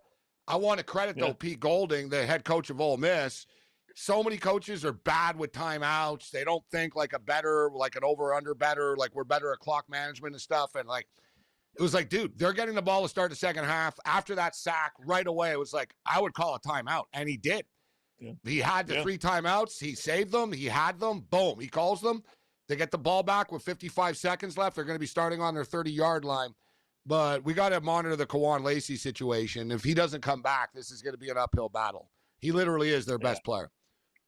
Yeah, that's really going to stink, and that would take away the running game. The only good news is that would just maybe force Chambliss to throw the football, which is not the worst thing in the world. So definitely keep you posted on that. Let's talk a little NBA. We got some games starting in a little bit. We got NFL this weekend as well as we approach halftime. Let's welcome in our good buddy Nick Hamady, ZoneCoverage.com. ZoneCoverage.com. You see him here all the time here on the grid. Follow him on Twitter at @TheRealTinyNick. What's going on, Nick? How are you tonight, bud? I'm doing well, guys. I should be at this game. It's down the street from me right now, but for shame. I decided to zero in on. Yeah, I decided to be here instead to zero in on some NBA. And tickets were only like $30. They were like $50 too. They weren't even that much to get in, actually. One of my buddies offered me a ticket today, and I was gonna go just because I thought it was gonna be like $1,000. And I looked it up; it was like $140. And I was like, all right, I'll just. I'm going to do SportsGrid tonight. All right. We appreciate it. We appreciate it. Well, yeah, absolutely. Yeah, it was cheaper than I expected for sure. I'm not sure why. Broadcasters 101, never ask a question you don't know the answer to. But we have a delay in the Chicago-Miami game for some reason. And then we got Dallas and Utah just tipping off. And Cavs and Teacups, as I like to call them, at the half, 67-63 Cleveland. Where are you going tonight in the NBA? Yeah, that Bulls game's weird. I was trying to get a read on what was holding that up. Didn't really figure anything out on Twitter before this. So I'm going to just keep it simple and stick to a game that I know is supposed to be played at the time that maybe it is something like that. Maybe like the Mexico City game where there was smoke in the arena. Yeah, it's definitely interesting, but I'm going to actually zero in on the Mavericks team total over 124.5. They're going against a Jazz team that is historically bad on the defensive end. We've seen it week in and week out. They haven't gotten any better throughout the season. Their offense has picked up, and it's been a little bit more of a roller coaster. But one thing that's consistent is the Jazz to have the worst scoring defense in the NBA. It's not close. They're allowing 129.5 points per game at home. The Mavs already put 129 on them earlier this season in regulation. I'll give you one more stat that kind of backs this one up. The Jazz on back-to-backs, their games have gone over by an average of 13.1 points per game. Wow. The Jazz just don't play defense. So as long as their offense shows up a little bit here, this game's going to go well over for the Mavs team total 124.5. You just got to keep – you got to pace them a little bit if you're Utah. I'm in college football mode, but I hear Jazz overs, and I'm like, oh, yeah, my ears perk up. Yeah. We're tipped off. It's early, 13-10, 245.5 is the total right now. For the record, guys, condensation, unusual humid conditions in the area, and condensation on the court. That's the delay. The court is slippery. We talked about this the other day, Scott. Why don't they play outside? We can't even play inside without condensation. Can't even play inside. Yeah. Jeez. I tell you that this Gabe and I have talked about them recently. This Utah team. I mean, they could score with the best of them. I mean, they put 100. You look at their scores. I mean, every single game is 125, 120, 135, 125. I mean, maybe that, but they don't win, right? I mean, they're the classic NBA player/team. They got some decent players. Yeah. They can all put 20+ points on the board, but they're not winning players. They're phony numbers, right? Yeah, and the only reason I say that the Jazz number matters to the Mavericks tonight is exactly what we're talking about. Like, these numbers are getting high to the point that if the Mavs are winning by enough, 124.5 can get a little bit dicey with the backups in late. But I've seen enough from the Jazz offense to expect them to pace the Mavs a little bit more, up to 124.5. That's not that high with the current NBA climate. But I will say the last week's been a lot of blowouts, a lot of really slow fourth quarters, and a lot more unders than I've gotten used to seeing this season so far. All right. Big slate of NFL. Where are we going on Saturday's game? We'll start there. Yeah, I'll just kind of blend things together here on a teaser to start things off with the 49ers plus 10.5 and the Chicago Bears plus 7.5. I think it's a matchup where you have the 49ers who were pretty close to getting the 1 seed. They went from almost getting the 1 seed to I'm seeing like 30-1 to win the Super Bowl now. That's pretty crazy. I know their defense is really injured. They need to win this week so they get their MVP back on the defensive side. As soon as they get Fred Warner back, that's huge. But I don't know if that's going to happen, being that they have to make it through this game first. The Bears being at home plus 7.5 on a teaser is too good for me to pass up. But yeah, you got a 49ers team that is going up against an Eagles team that got bet up all the way to 4.5 points as a favorite there. I don't have the confidence in Jalen Hurts to blow out anybody. It's just not the Eagles' style of play this year. It just hasn't been all season long. And in terms of the Bears game, the Packers have the worst ATS record out of any team in the playoffs. They're not winning this game by more than a touchdown on the road against a Chicago team that I was surprised wasn't favorite the way that Caleb Williams has been playing, and with Micah Parsons going down for the Packers recently. 58-yard field goal attempt.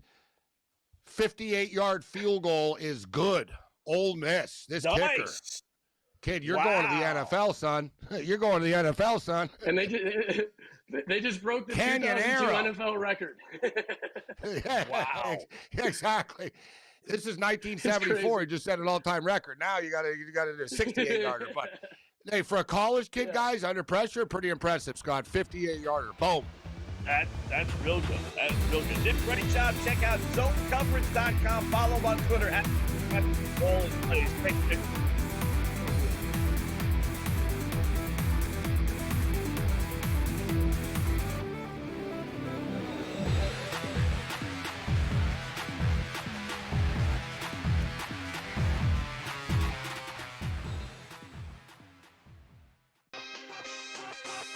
OK Dubs has to go back to his roots. I'm not a Jets fan, I'm not a Giants fan, and neither one of those teams even play in New York. But I'm a New Yorker through and through, despite where my mail gets sent. And I will not stand for the Jets to be dragged through the mud in this way. Not gonna happen. So Dante Moore, if you do leave, you should be so lucky to fly the plane. Game time decisions, only on SportsGrid.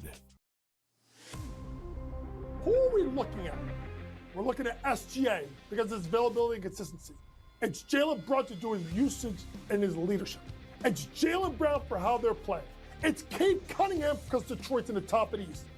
The MVP talk is going to be wild, and it'll be interesting to watch. MVPs just don't dominate. They survive the season. Pro basketball today, only on SportsGrid. Maybe the fact was that the kicker just blew a 44-yard field goal. Now, by the way, I feel horrible for this kid, Tyler Loop, who made every single field goal this season 44 yards or less. But the extra point that was missed just before that by Chris Boswell was the only extra point that he missed all season long. So did they bless that same holy water when Boswell missed the extra point? Come on, guys. Let's get it. Newswire, only on SportsGrid. The Steelers get their touchdown, and they miss the extra point. It was Lamar Jackson who made the plays to get the Ravens into what should have been easy field goal territory. So explain to me how in the world we can look at last night's game as, well, there you go, can't trust Lamar Jackson. The Craig Carden Show, only on SportsGrid.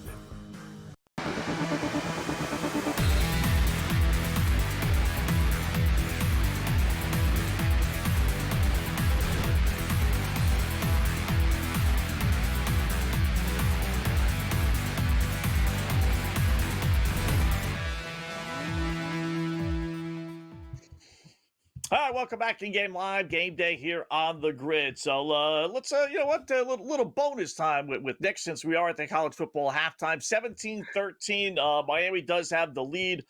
They took it in the last possession, even though they had it at their own 35-yard line. So quick little update on the lines. 5.5 Miami is favored, and 56.5 is your total. So you got to 30. So that's still that's not a bad little number, Gabe. Without much offense.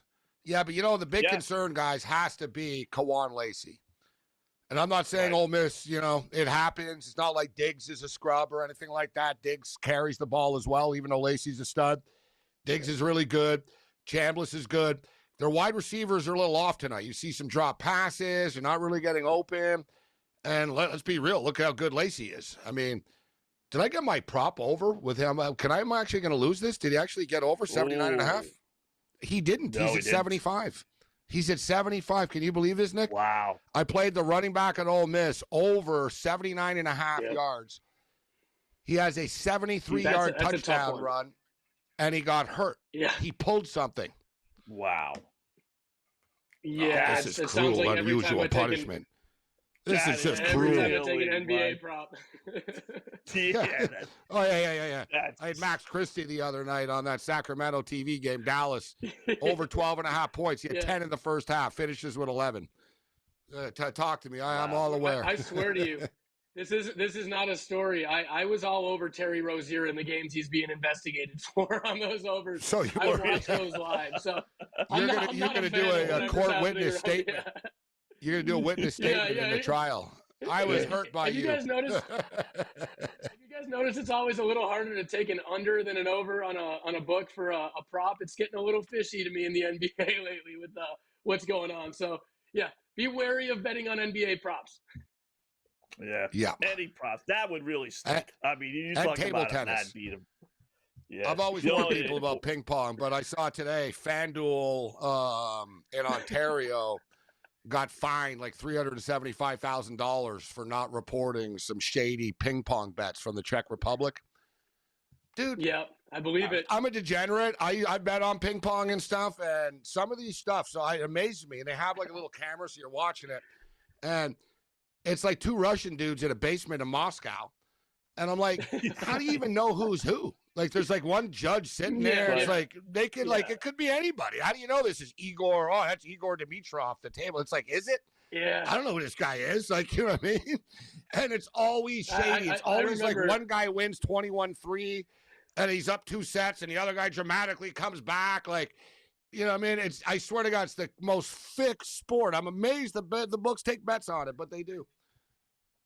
Yeah, there's some Middle Eastern soccer games. There's a lot of things that there's been proven situations. To see them on regular books is always surprising to me. I have not fished in those waters very often, but if you ever have a lean there, let me know. Hey, we'll get to your NFL pitch, but funny, I was on a TV talk show once, and one of the other guests on the show was an NBA player agent. And we're sitting there, and he goes, "Hey, you're the dude. You bet on all this stuff." And he goes, you even bet on like the Filipino leagues and the Korean leagues and stuff. I said, oh, yeah. And he goes, trust me, don't. I have players that play in those leagues. Don't bet on it. It's all fixed. He told me. He goes, oh, yeah, that's bad, man. He goes, I wouldn't bet on that stuff. Like, he goes, it's real shady. Yeah. He goes, I got a few clients that play in those leagues. I said on my podcast this week that, with these scripted, you can bet on like the first NFL plays to go a certain way. And I was saying that would be the first, the fastest way for me to go to jail would be an NFL head coach. So I am very, very glad that will never be my job. That should not be offered. That you should not be allowed to script the plays and then tell anybody what's going to happen definitively without the players being even involved in that. I mean, it's gotten to the point now where there's more questions than there's ever been before. But as I say to people all the time, you just got to be on the right side of the rigged game, right? That's all that matters. Yeah. San Fran, Philadelphia. I know you're going to use San Fran in the tease. Where are you going elsewhere with that game? Yeah, as I mentioned a minute ago, I don't have much confidence in the Philadelphia Eagles offense, the way that Jalen Hurts has been playing. It doesn't seem like A.J. Brown's a big fan of him, as I've mentioned over and over throughout the season. I think the Eagles can run it easily against the 32nd rated rush defense in the NFL. The 49ers really did fall off, but that's just going to keep the clock running. I trust if Trent Williams not playing in this game is going to hurt the 49ers pass game as well. I trust this game to be a game played on the ground, probably in cold weather. Just expect this game to stay low, below 44.5. That Jags team total, you like that real quickly? Yeah, I like it. The Bills always start slow, 13.5, 2 touchdowns, maybe some field goals. Jags team total in the first half. I'm a Bills fan, but I can't argue.